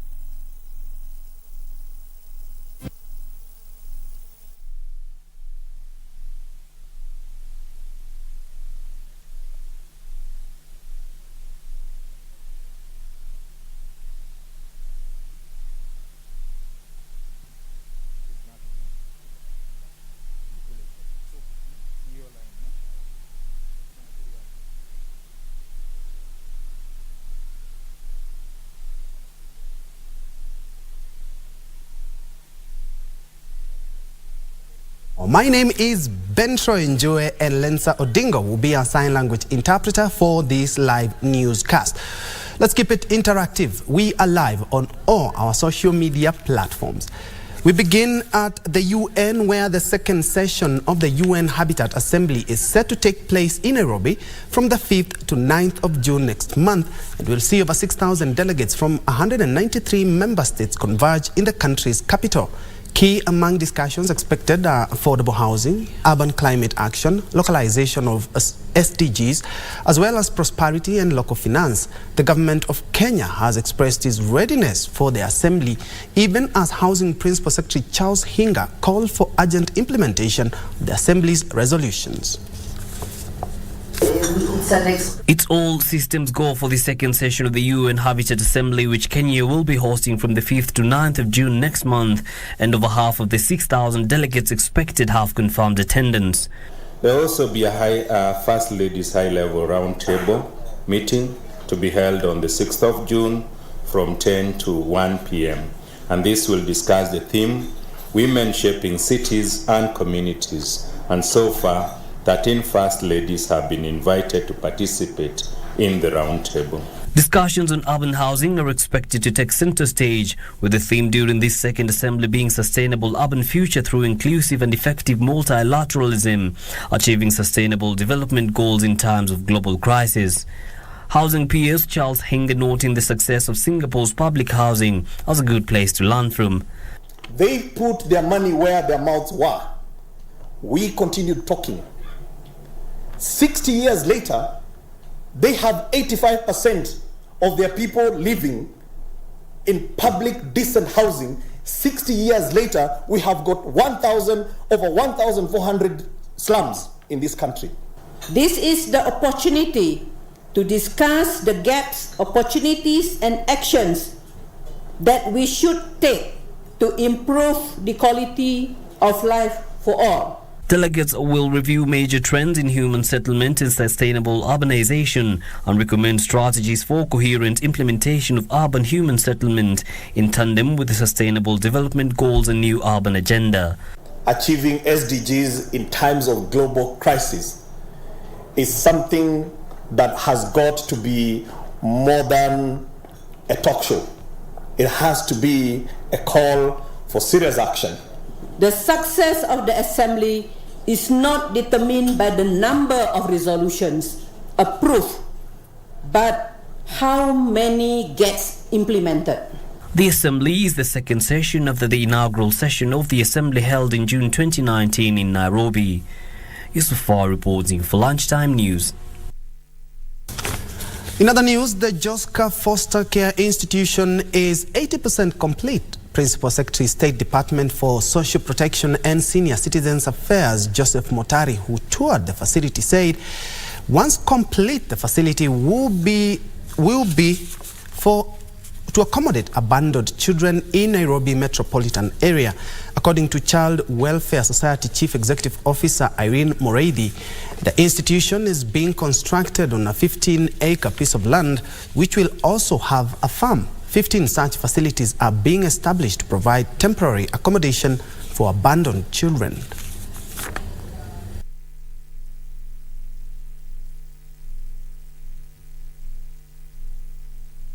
Tumekuja leo hapa pamoja na timu yangu kuangalia hii Joska Foster Center ambayo inatakiwa kuwa ni ya kuweka watoto hapa, ambao iko katika Child Welfare Society of Kenya. Hii ni institution ambayo imekuwa na maneno mingi hapa na pale, lakini leo nimesema mimi mwenyewe kama PS nikuje niangalie ni nini inaendelea hapa. This facility will be able to take care of the children in this region, the whole of this region, all the way from the Nairobi area, generally the Nairobi metropolitan. This is a facility for care for the government. We have about 15 facilities in Kenya. Like we said, our PS has already said. We have the transitional center in Turkana. We have a facility in Kisii in the western region. They are basically legionary placed. And also the That one is another mansion. The upcoming one. Yes. Let's now cross over to State House, Nairobi, where PS Hinga, the PS for Housing, is currently speaking. Let's first of all listen in. Yeah, and actually, if you are in Mwingi, they will have to be produced in Mwingi because we want to create local jobs, not jobs in Nairobi. Okay? And now think about housing as a long supply chain. So it is actually good economics. And what we have said is, what is it that we can be able to contribute together so that we create these stimulus into the economy, and incomes are going to rise and more jobs are going to be created, and we attract foreigners to come and bring in the dollars that we need. You know, the dollars are, we have a shortage of dollars. But I have got over 200 investors, and all they are saying is, if you give me an off-take plan, because I don't believe in your story.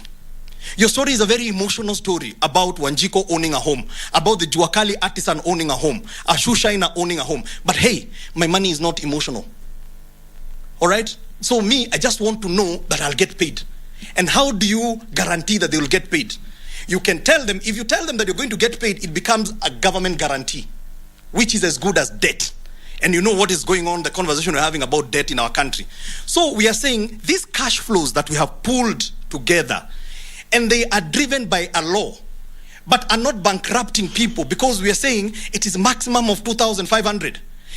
Average Kenyan will pay 1,000. You tell me today, how many houses can you be able to get for 1,000 shillings? So this 1,000 shillings, you're taking it out of this pocket and you're putting it into this pocket. You're not 1,000 shillings richer or poorer. The only difference is that in this pocket, you can only earn 7% if you put it in or whatever. In this pocket, you can walk away with a house, whereby, just like the gentleman from KBC has said, that the person now is getting rent at 55,000 and you're paying 19. The hustler now can be able to do that. Okay, so and it's a very good question, and I'm sure a question that we need to talk about.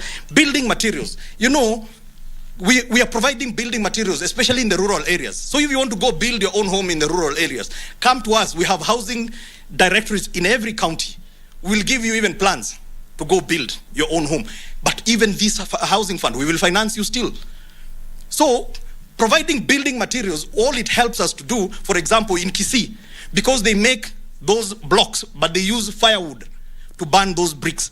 We have given them machines called hydroform machines, interlocking soil block machines, so that now they press those machines, but we have still not answered the question, how will they finance? So the housing fund addresses both. Flora, TV 47. I think I've answered the question about the portal. Okay, so there is a portal. The portal, Boma Yangu, please, and it's still under construction. So there's some places you will go and you say it is coming up. Even diaspora. Those of us who will watch this from diaspora, there is a diaspora tab for you. It is a marketplace for everybody. So we have aggregated buyers. I have over 350 Kenyans today that have registered. And since we started this conversation, we are getting almost 5,000 every other day registering. Number two, if you're a developer, you also go on Boma Yangu. You list your project so that you don't have to leave there and come to the office and ask, Hinga, nyumba ziko wapi? You just go click and you see where the developments are coming up. And then the choice is yours. Where do you want that home? And you tell us.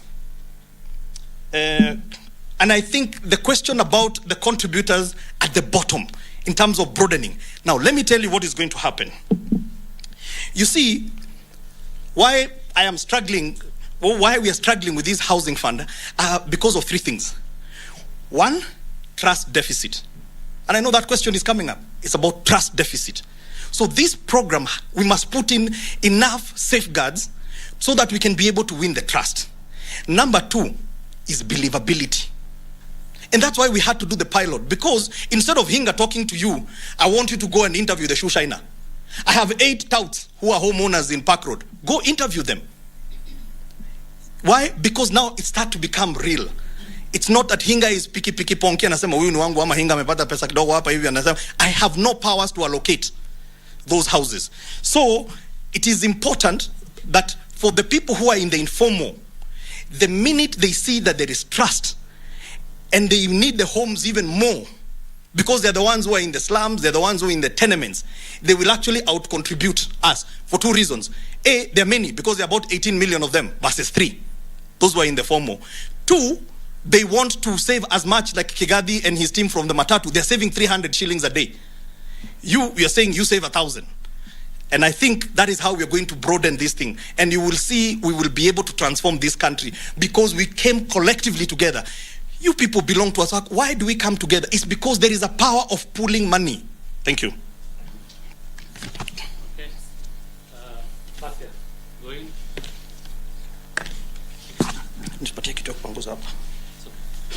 Yeah, my name is Chemutai going from Citizen TV, and I have maybe about 3 questions.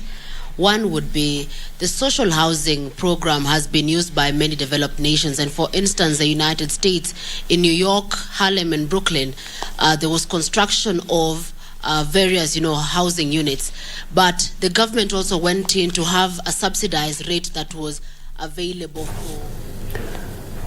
That's a joint presser by State House spokesperson Hussein Mohammed, flanked there by Housing PS Charles Hinga, responding to questions mostly from journalists in regards to the 3% housing levy, and is drumming up support for the housing levy proposed by the president, saying that it's going to be a game changer. The Boma Yangu project that is being supported by the government, and has also added that the interlocking blocks technology is going to be bringing down the cost of building the houses, and telling Kenyans to seize this opportunity to have their own house. Of course, it's something that has generated a lot of debate, and in our subsequent bulletin we will be having a more comprehensive report on the same. Let's move on. Scores of residents of Wangige in Kiambu County have lost huge sums of money to a man who has been operating an illegal law firm under unclear circumstances.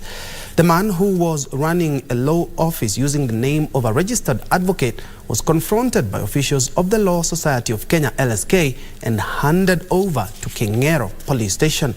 Unsuspecting clients have been flocking to the quack's lawyer's office, located on the first floor of a building in the town, to seek legal services, and in the process losing their hard-earned cash.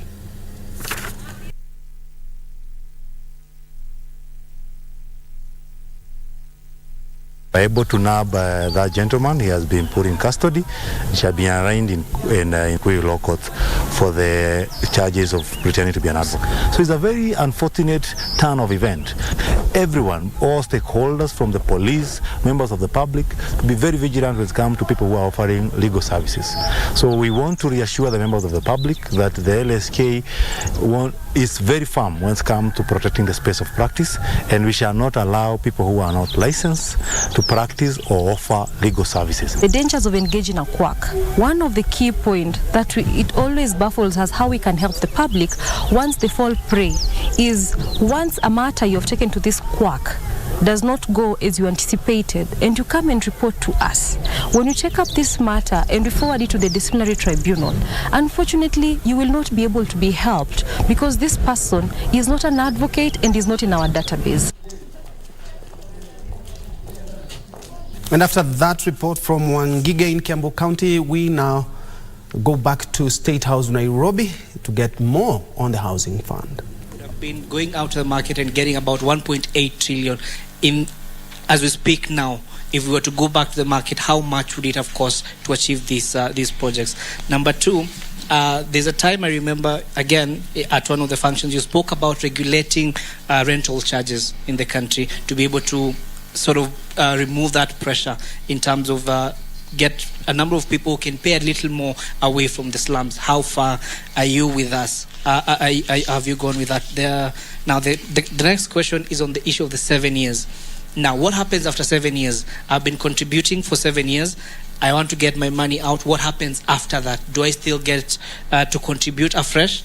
And if it's, again, we've seen this trend where you have been contributing, for instance, NSSF, but then when you go to get to collect your money, it becomes another nightmare because of the bureaucracy in government, and also the status of the housing market. A lot of developers are saying just make the market make it a bit sustainable for us. Make sure that you zero rate, let's say, some of these materials, and we'll be able to put out those affordable housing.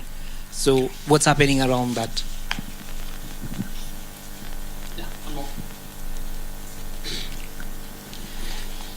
My name is Elvis Omondi from Biblia Usema Broadcasting and From? Biblia Usema Broadcasting. Biblia. Yes. I have two questions. One pertaining to the closest we have to affordable housing units is high rise near Kibra. And when you look at high rise, the most prospering business apart from food is water and honeysuckers. This is because the infrastructure there was not considered, and most of the people who would want to buy these affordable housing units are questioning, will I buy this unit and live in a place where I still buy water to flush my toilet, or where I still have to pay service charge to get my toilet, honeysuckers to get out there? And my second question is on the 7 years. You've explained a lot the nitty-gritty of this project, but I still don't understand. What is the science behind 7 years? Why not 8? Why not 3?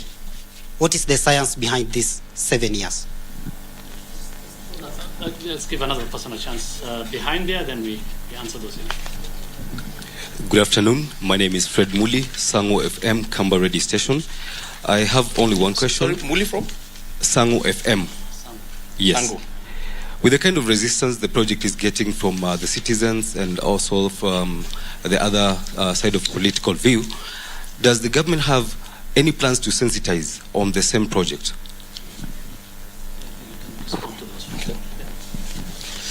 Thank you very much. Very good questions. Chemutai, social housing, New York, subsidized for rental. Our plan, 91% of Kenyans in Nairobi, they rent today. 91%, that's our statistic in 2017. So I'm sure it's probably more. Our plan is to subsidize the rent, but through a rent-to-own structure. Okay? That is our plan. And that is why we are saying you will get a home for 5,000 shillings. You will get a home for 10,000 shillings under the affordable housing program at 15,000 shillings. If you're in the social housing, you will pay 2,500 for one-roomed house. You will pay 4,500 for a two-roomed house, and you will pay 6,500 for a three-roomed house. But that house, you will rent and you will own. The question that we get is, why own? And we ask the question, do Kenyans rent because they like to rent, or they rent because they cannot afford to own? And as I said, it's a dialogue, and I'm sure you have the answer. 2 billion. First of all, the 1.5 we never collected. So that's the first fact. The 2 billion that was saved is slightly less. That's what I talked about, the 1.8 billion. Is still in our bank account at KCB. It is still available. And the people who saved there, because the criteria for allocation, because I'm surprised nobody has asked, it is what we call fast past the gate. What is fast past the gate? One, you must have raised 10% deposit for that unit. Number two, there is, you must go to Boma Yangu and you must fill in. There's certain information that we need. And luckily with the e-citizen, I don't need to ask for your marriage certificate. I don't need to ask for your birth certificate, because all those things we now are going to integrate with them. So you just register and then you start saving. *823#. That is the beginning of that journey. So those who have that 2 billion, and it is their money, that is voluntary. Okay, majority of them have said, I don't want to take that money out, because now that I see Starehe is coming up, I want to be fast past the gate. Okay. What has been launched? We can provide you through, I'm sure you through your WhatsApp group, we can be able to provide you with an update. But as Hussein said, it's 36, yes. 36,000. 36,000. That is under construction, because please, let's understand, construction takes time. So even when we say 200,000, we are saying we will start 200,000 projects, units. Okay, so by the time you start saying you're finishing, maybe give us a headroom of about 2-3 years. So now the first 200 are coming up, and then thereafter you can say there is consistent coming in. But when you're starting from a base of zero, you have to build them. And because a lot of people, the same friends of ours who you invite there, they like to take cheap shots. That akina Hinga watajenga nyumba in one day.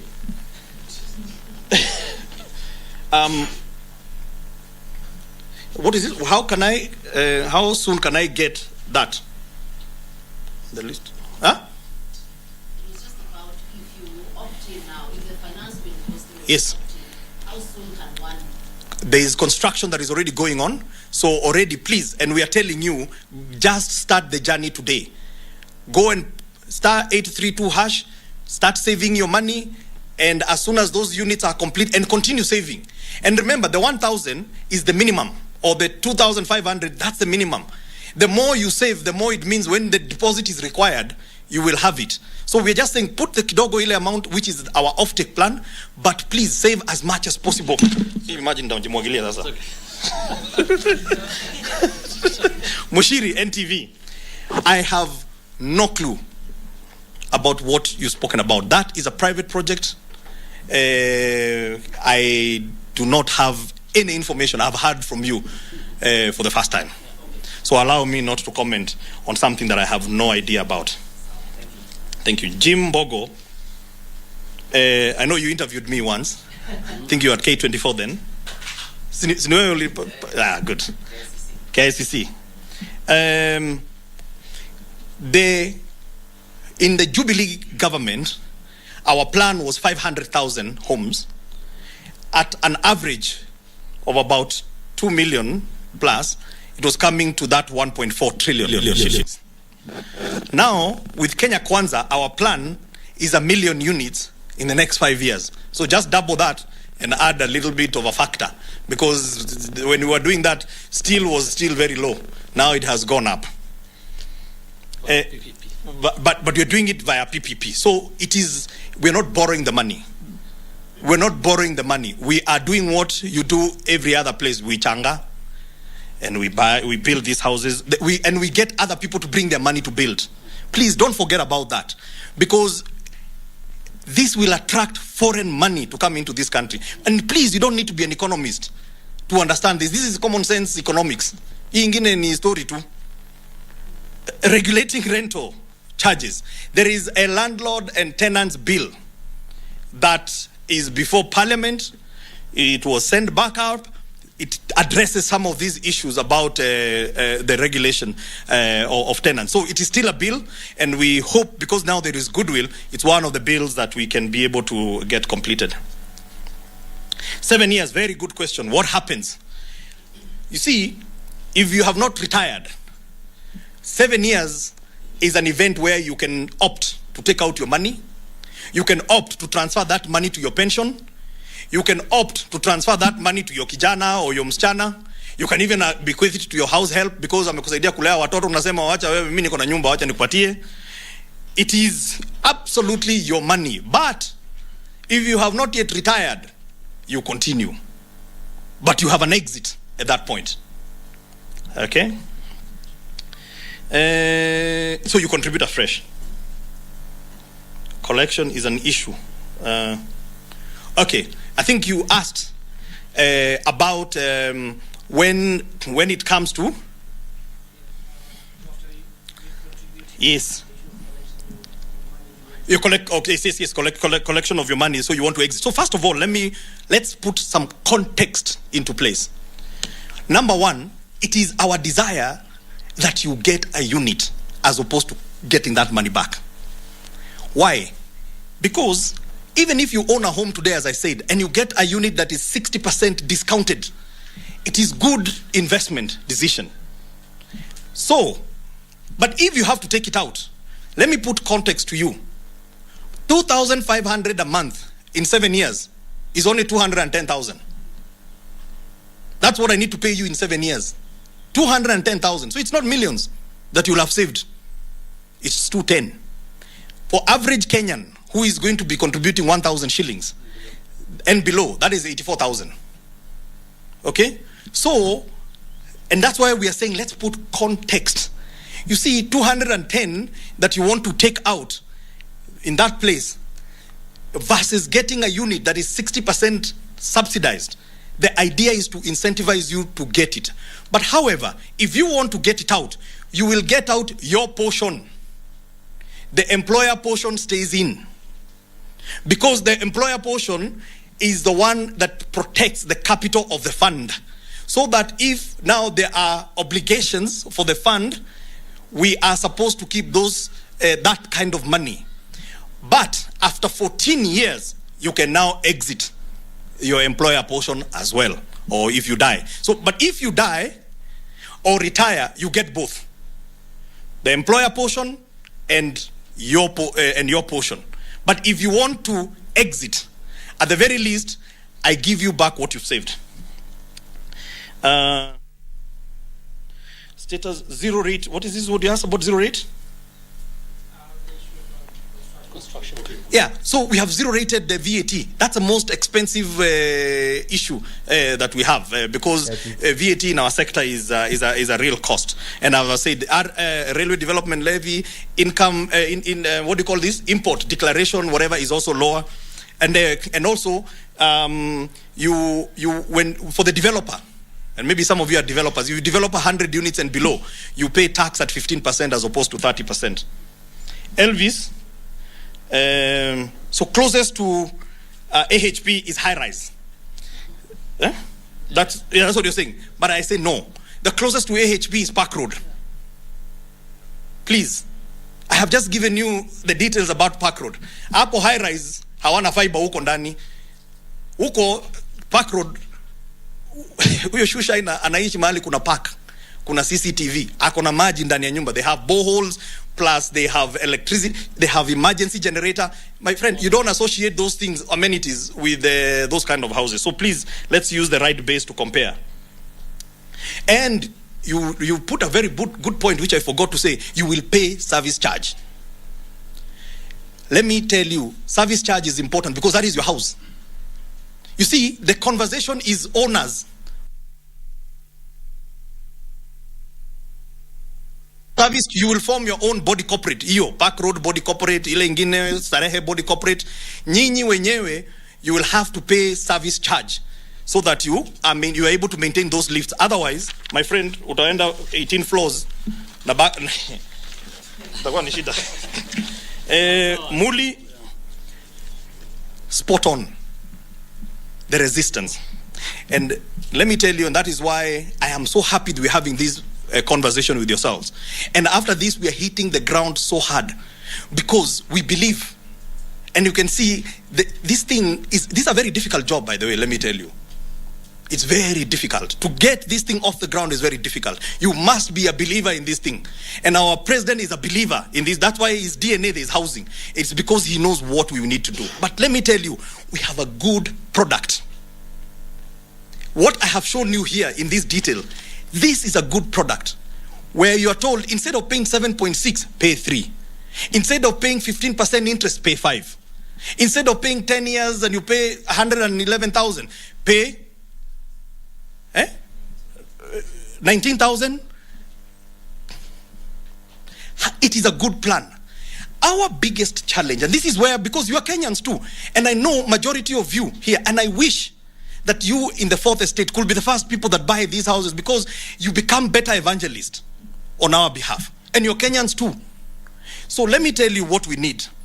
We need to do is, yes, please, let's disagree where we have to disagree. But let's not beat this thing so hard that you want to have it fail.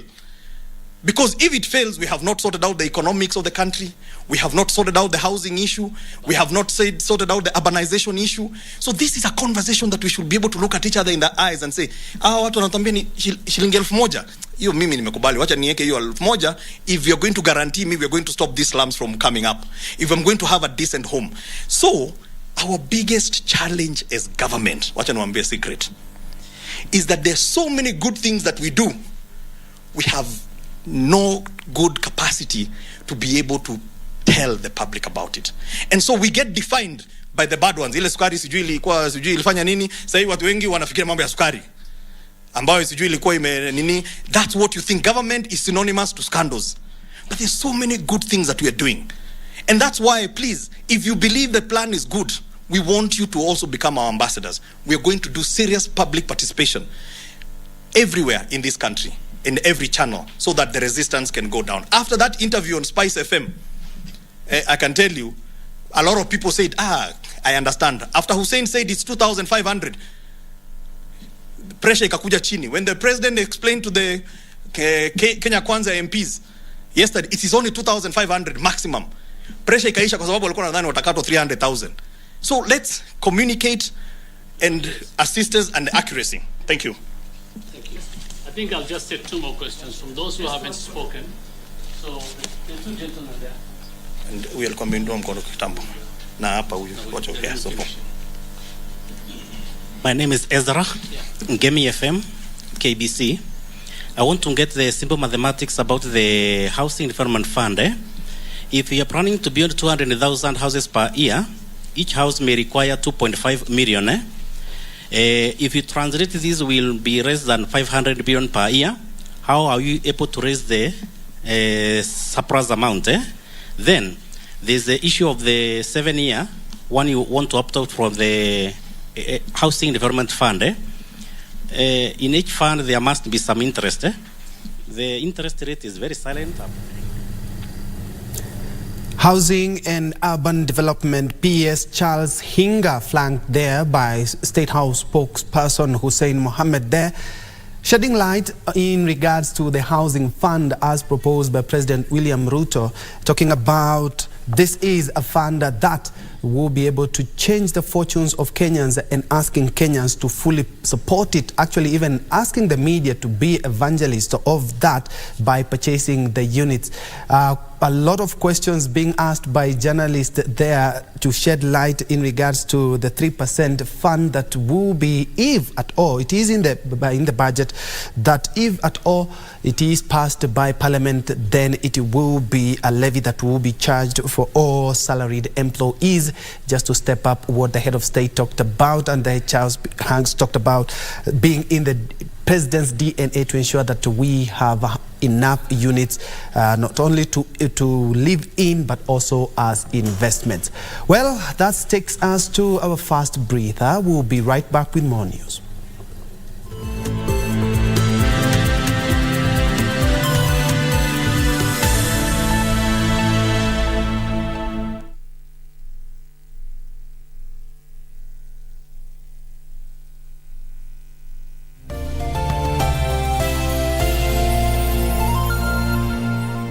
Ili kupata skiza tune hii ya missed call, bonyeza *811 *961#. Juzi mimi ninakuja, ninatoka nje, ninawacha simu hapo. Nikirudi kutoka raundi napata 4 missed call ya kutoka kwa bibi.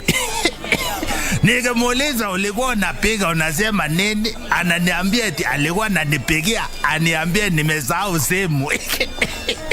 Kumbe bibi ananipenda na mimi. Ili kupata skiza tune hiyo ya missed call, kama skiza tune yako, bonyeza *811 *961#. *811 *961#. Wewe usishike simu yangu bwana, umesikia? Manake mimi askari wako walipa shilingi ngapi? I'm not going, I'm here to stay. You leave this house. Hauna shughuli zingine za kufanya? I am a man of few words. Kisha nikome. Beno. Mimi. Yes, you go. Na mke mwingine Mike naye huyu. Nenda polisi lakini. Una kilo kitani. Heshima unipi Mike. Bafu sana.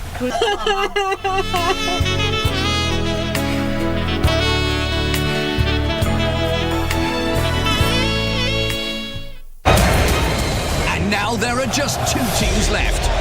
The cup holders take on Eintracht Frankfurt. What's the header? Danny Olmo. The Red Bulls. Andika! Against the Eagles. It's all or nothing time. It's Soboslai again. Kick-off on June 3rd. Canada! There can only be one winner. Colomwani. What a night for RB Leipzig. Leipzig-Frankfurt, the DFB Cup final.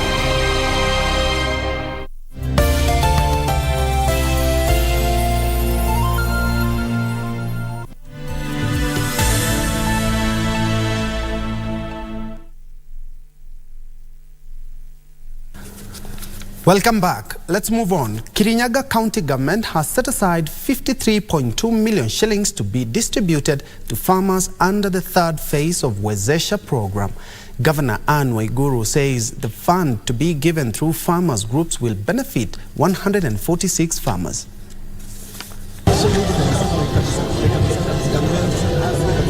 Speaking at the Kirinyaga County headquarters in Kutus, where she released the funds, Governor Anne Waiguru revealed that through Wezesha, her administration has disbursed 344.3 million Kenyan shillings to farmers with 225.3 million Kenyan shillings, supporting 619 groups of farmers engaged in tomato, dairy, avocado, poultry, beekeeping, fish, pig and dairy goat farming. This launch marks a huge milestone towards the achievement of our vision of being a county enjoying improved productivity through the maximum realization of its potential for sustained economic, social and political development. The Wezesha Kirinyaga Empowerment Program, which is supported through the National Agricultural Rural Inclusive Growth, currently in its third phase endeavors to financially empower locals. The project aims at empowering the beneficiaries to make at least 1,000 shillings per day. The governor has now... At the same time, the governor launched the county's third integrated development plan that seeks to increase income from improved and efficient agricultural productivity, market access, product marketing, and competitive market prices. For Lunchtime News, I'm Zainab Said. From Kirinyaga to the coastal county of Kilifi, where the county government spends 1.5 million shillings every month in salaries for 100 ghost workers. A report by a task force on human resource commissioned by the county government cited a huge discrepancy in personnel management, with many employees unaccounted for. Speaking upon receiving the report, Gideon Mungaro, who is the governor, undertook to have a meeting to consider the recommendations proposed by the task force and come up with an action plan to ensure smooth operations in the county.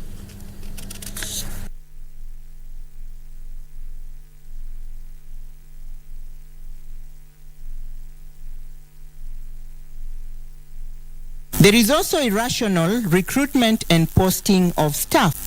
The recommendation that we made, there should be rationalization and harmonization of all HR processes. Within the data that we collected, we looked at the terms of reference, the type of staff that we have at the county. We had 886 casuals who were being paid by the county. Within that, we also had staff that were on contract terms, and of importance, the staff that were on probation. On probation means that this person has been employed, but they are yet to be confirmed. How do we have people in the payroll, but we can't find them?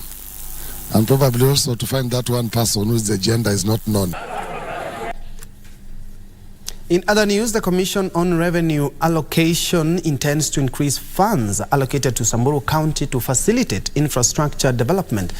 Speaking while on an assessment tour in the county, CRA Chairman Koitamet Olekina said Samburu lags behind due to poor road network and insecurity. His sentiments were echoed by local leaders from the area.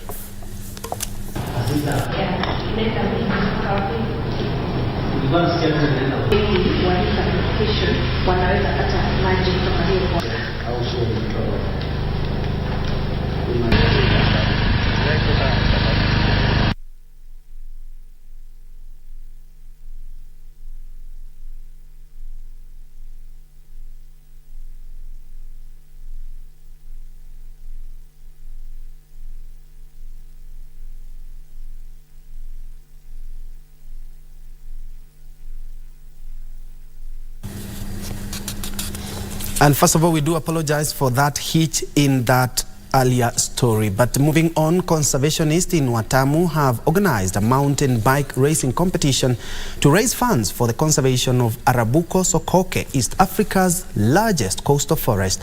Arocha Kenya, a Christian conservation organization in partnership with Turtle Bay Resort, together with different sponsors, hosted over 74 bikers from all over the country and foreigners in the 72-kilometer race dubbed Arabuko Sokoke MTB Challenge.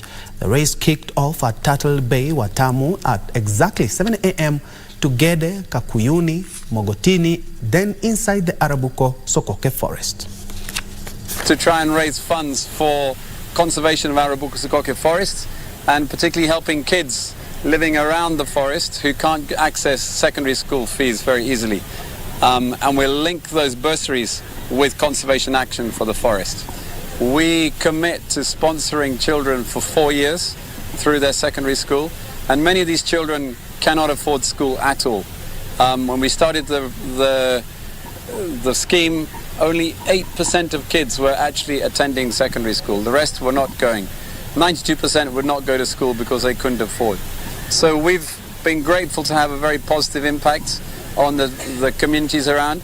There's been a real change in attitude and behavior of the families who've received that sponsorship and assistance.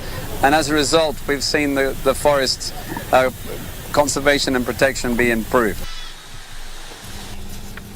And still on conservation, 2 suspects are in custody in Machakos town after being arrested for being in possession of over 350,000 pieces of assorted plastic bags which they were selling at the Machakos main market. The duo was apprehended in a joint operation of the police and National Environment Management Authority officers acting on a tip-off.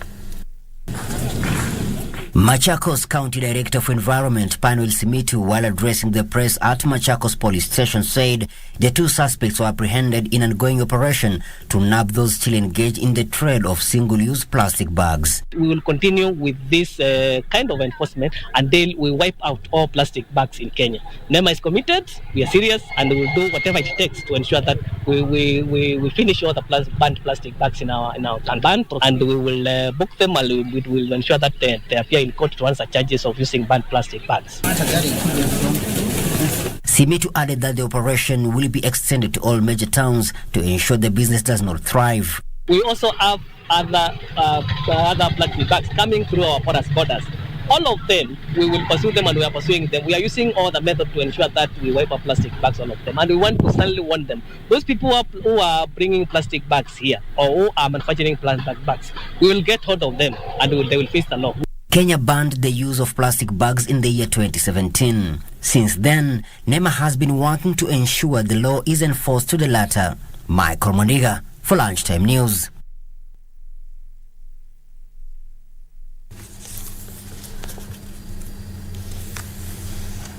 Moving on, stakeholders in Laikipia County have launched a new initiative toward rescuing the youth from the shackles of illicit brew and narcotics. The joint initiative by school administrations, national administration officers, NGAO, community-based organizations and tertiary institutions involves the identification and development of talent to reduce idleness among youngsters.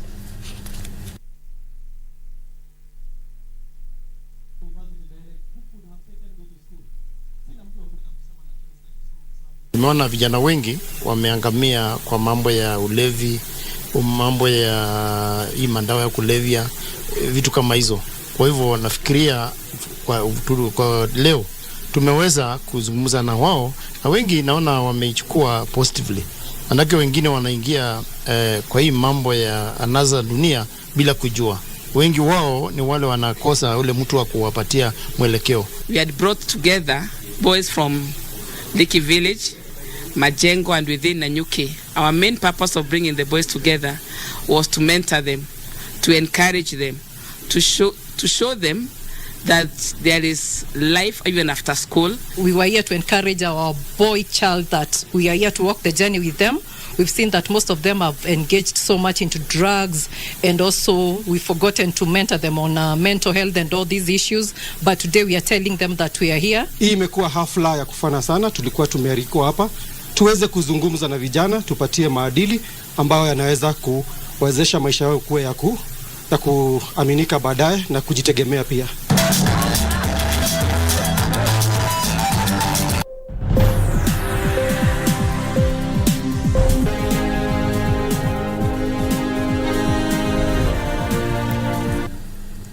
Let's now do business. Kenya will import 180,000 tons of sugar outside member states of the Common Market for Eastern and Southern Africa, COMESA. Agriculture Cabinet Secretary Mithika Linturi says the move is aimed at cushioning sugarcane farmers to increase their production following a shortage of the commodity, which has pushed the price of sugar up. Meanwhile, Kenya has won the bid to host the 2026 World Potato Congress. The conference, themed Developing Global Potato Partnerships for Enhanced Food Systems, Food Security and International Trade, seeks to facilitate communication and information sharing throughout the world potato community.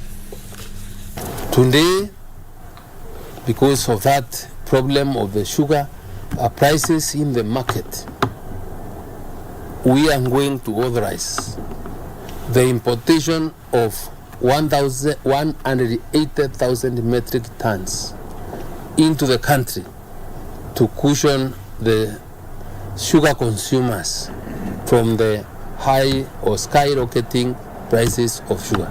That is what we are doing. It's a decision which is really unfortunate, because we need to be crushing sugar from within the country that should be able to sustain our market. Nairobi, Kenya, has been chosen as the site for its 2026 World Potato Congress.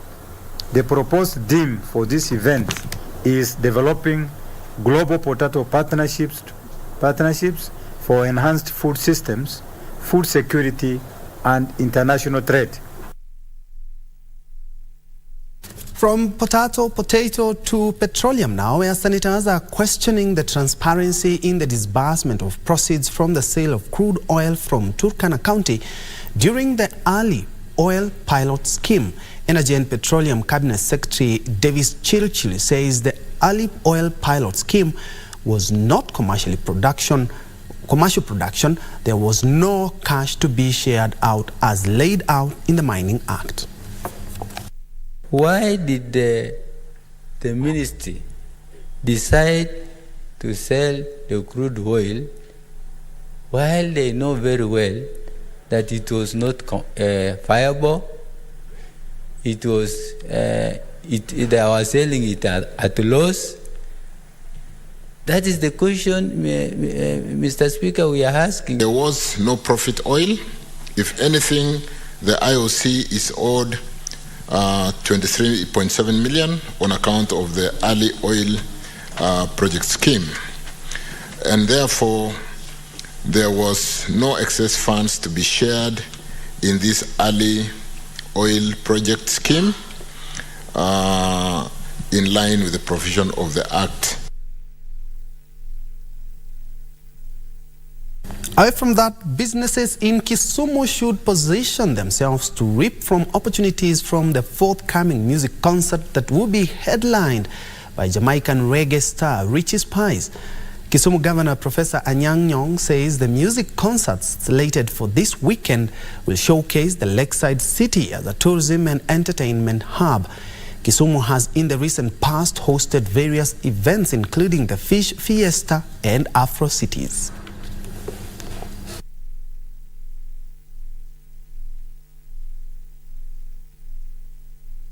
By featuring Richie Spice, the county government is using this concert as one of its strategies to showcase our destination's unique identities and promoting our tourism signature products, highlighting distinct diversities and heritage, while making it more appealing to visitors who are interested in both new, existing, and unforgettable experiences. Overall, the first-time historic concert will be a highly effective platform for promoting our destinations and tourism, and for opening up Kisumu as an entertainment hub, showcasing our local culture, creating a sense of community, and generating excitement and interest among potential visitors.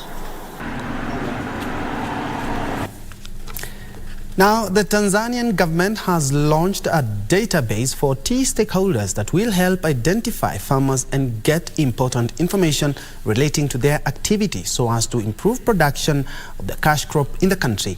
The database will also help to know the size of their farms and the distance from their farms to the factory, as well as knowing what they produce. Here are more details of this story and other stories in our African Business News Wrap. The Minister for Agriculture, Hussein Bashe, says the database will improve tea production by providing farmers access to information such as better farming methods and appropriate data on tea harvests. The system will also help the government allocate and distribute subsidized agricultural inputs to farmers. Further, the government is implementing strategies to increase production by encouraging the revival of farms, encouraging the establishment of industries, strengthening the provision of extension services, as well as improving road infrastructure in tea-producing areas. Meanwhile, the rush by exploration companies searching for oil and gas deposits in northern Zimbabwe has raised concerns over possible neglect of the environment, with activists fearing that lack of accountability will spawn a resource curse. Invictus Energy, a firm listed on the Australia Securities Exchange, announced that samples from its first test well near the Mozambican border with Zimbabwe confirmed the presence of light oil, gas condensate and helium. Although the exploration of oil and gas is still at an early stage, observers say Zimbabwe's lack of strong instruments to enforce accountability in the extractive sector will make it difficult for the country to benefit from the resource. Finally, insurance companies and unit trust funds have emerged as big winners in Uganda tax proposals for the next financial year, even as firms providing digital services and VAT payers face high expenses. Under the new tax policy proposal submitted to Parliament, ZEB Re will enjoy withholding tax exemptions on reinsurance premiums collected from Ugandan insurers, withholding tax reliefs on investment incomes and in Uganda, and VAT exemption. The proposals are also scrapping a new income tax that had been introduced on unit trust funds. Interest earned from unit trust funds is currently exempt from income tax, but the new proposal provides 10 to 15% withholding tax on interest earned from funds held by members. Further afield, China's pet industry is booming, with more diversified customers willing to pay for their beloved pets. Many businesses have emerged to cater to rising demand in the market, such as the new service occupations and the manufacturing of pet-inspired decorations and toys. Here are the details of this and more in our news from across the world. The industry reached about $69 billion in 2022, an increase of 25% year on year, and the market size is expected to exceed $114 billion in 2025. In addition, many foreign pet enterprises are attracted by the Chinese market, which is set to grow at a faster pace in the coming years. Companies in the pet industry are exploring new market opportunities, such as establishing a series of services like dog training and even related accommodation for animals. Others are focusing on pet weight management that is gaining popularity as customers demand for specialist services to help their cats, dogs, and other household companions maintain a healthy weight with carefully calibrated diet and exercise plans. Elsewhere, Japan's real wage growth is expected to return to the positive territory later this year as prices stabilize and the largest pay hikes in 3 decades boost consumer purchasing power. The 1.8% decline in wages during the last fiscal year, which ended in March, was the largest drop since fiscal 2014, as rising prices across much of Japan's economy outpaced nominal pay gains. Inflation-adjusted pay is expected to keep falling from year-earlier figures in the 6 months through September. Inflation is expected to cool down from October this year, as rising prices for imported goods settle down. Finally, U.S. money market fund assets hit a new record of $5.8 trillion this week as yield-hungry investors continue to turn to short-term debt securities, a stark contrast to the 2011 debt ceiling standoff when there were large outflows from the funds. Money market mutual funds, a key source of short-term corporate and municipal funding, have enjoyed $614.8 billion in net inflows so far this year, with $48 billion of those over the past week. Money market funds today offer yields of as much as 5% compared with banks' products, which generally yield less than 1%. Recent bank failures have also prompted investors to move cash from bank accounts to money funds.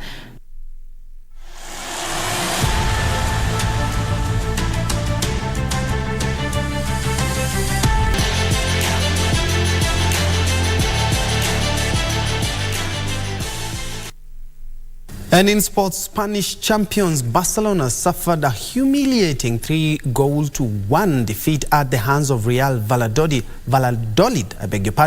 which is seeking to drag themselves out of the relegation zone. Meanwhile, Real Sociedad beat Almeria 1-0 to move a step closer to Champions League football for the first time in a decade.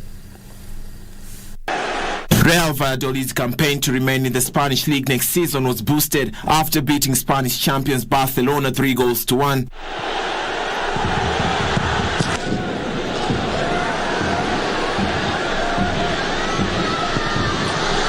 Elsewhere, a first-half strike by Takefusa Kubo and Real Sociedad a vital 1-0 win against Almeria. Sociedad are now one win away from qualifying for the Champions League for the first time in a decade.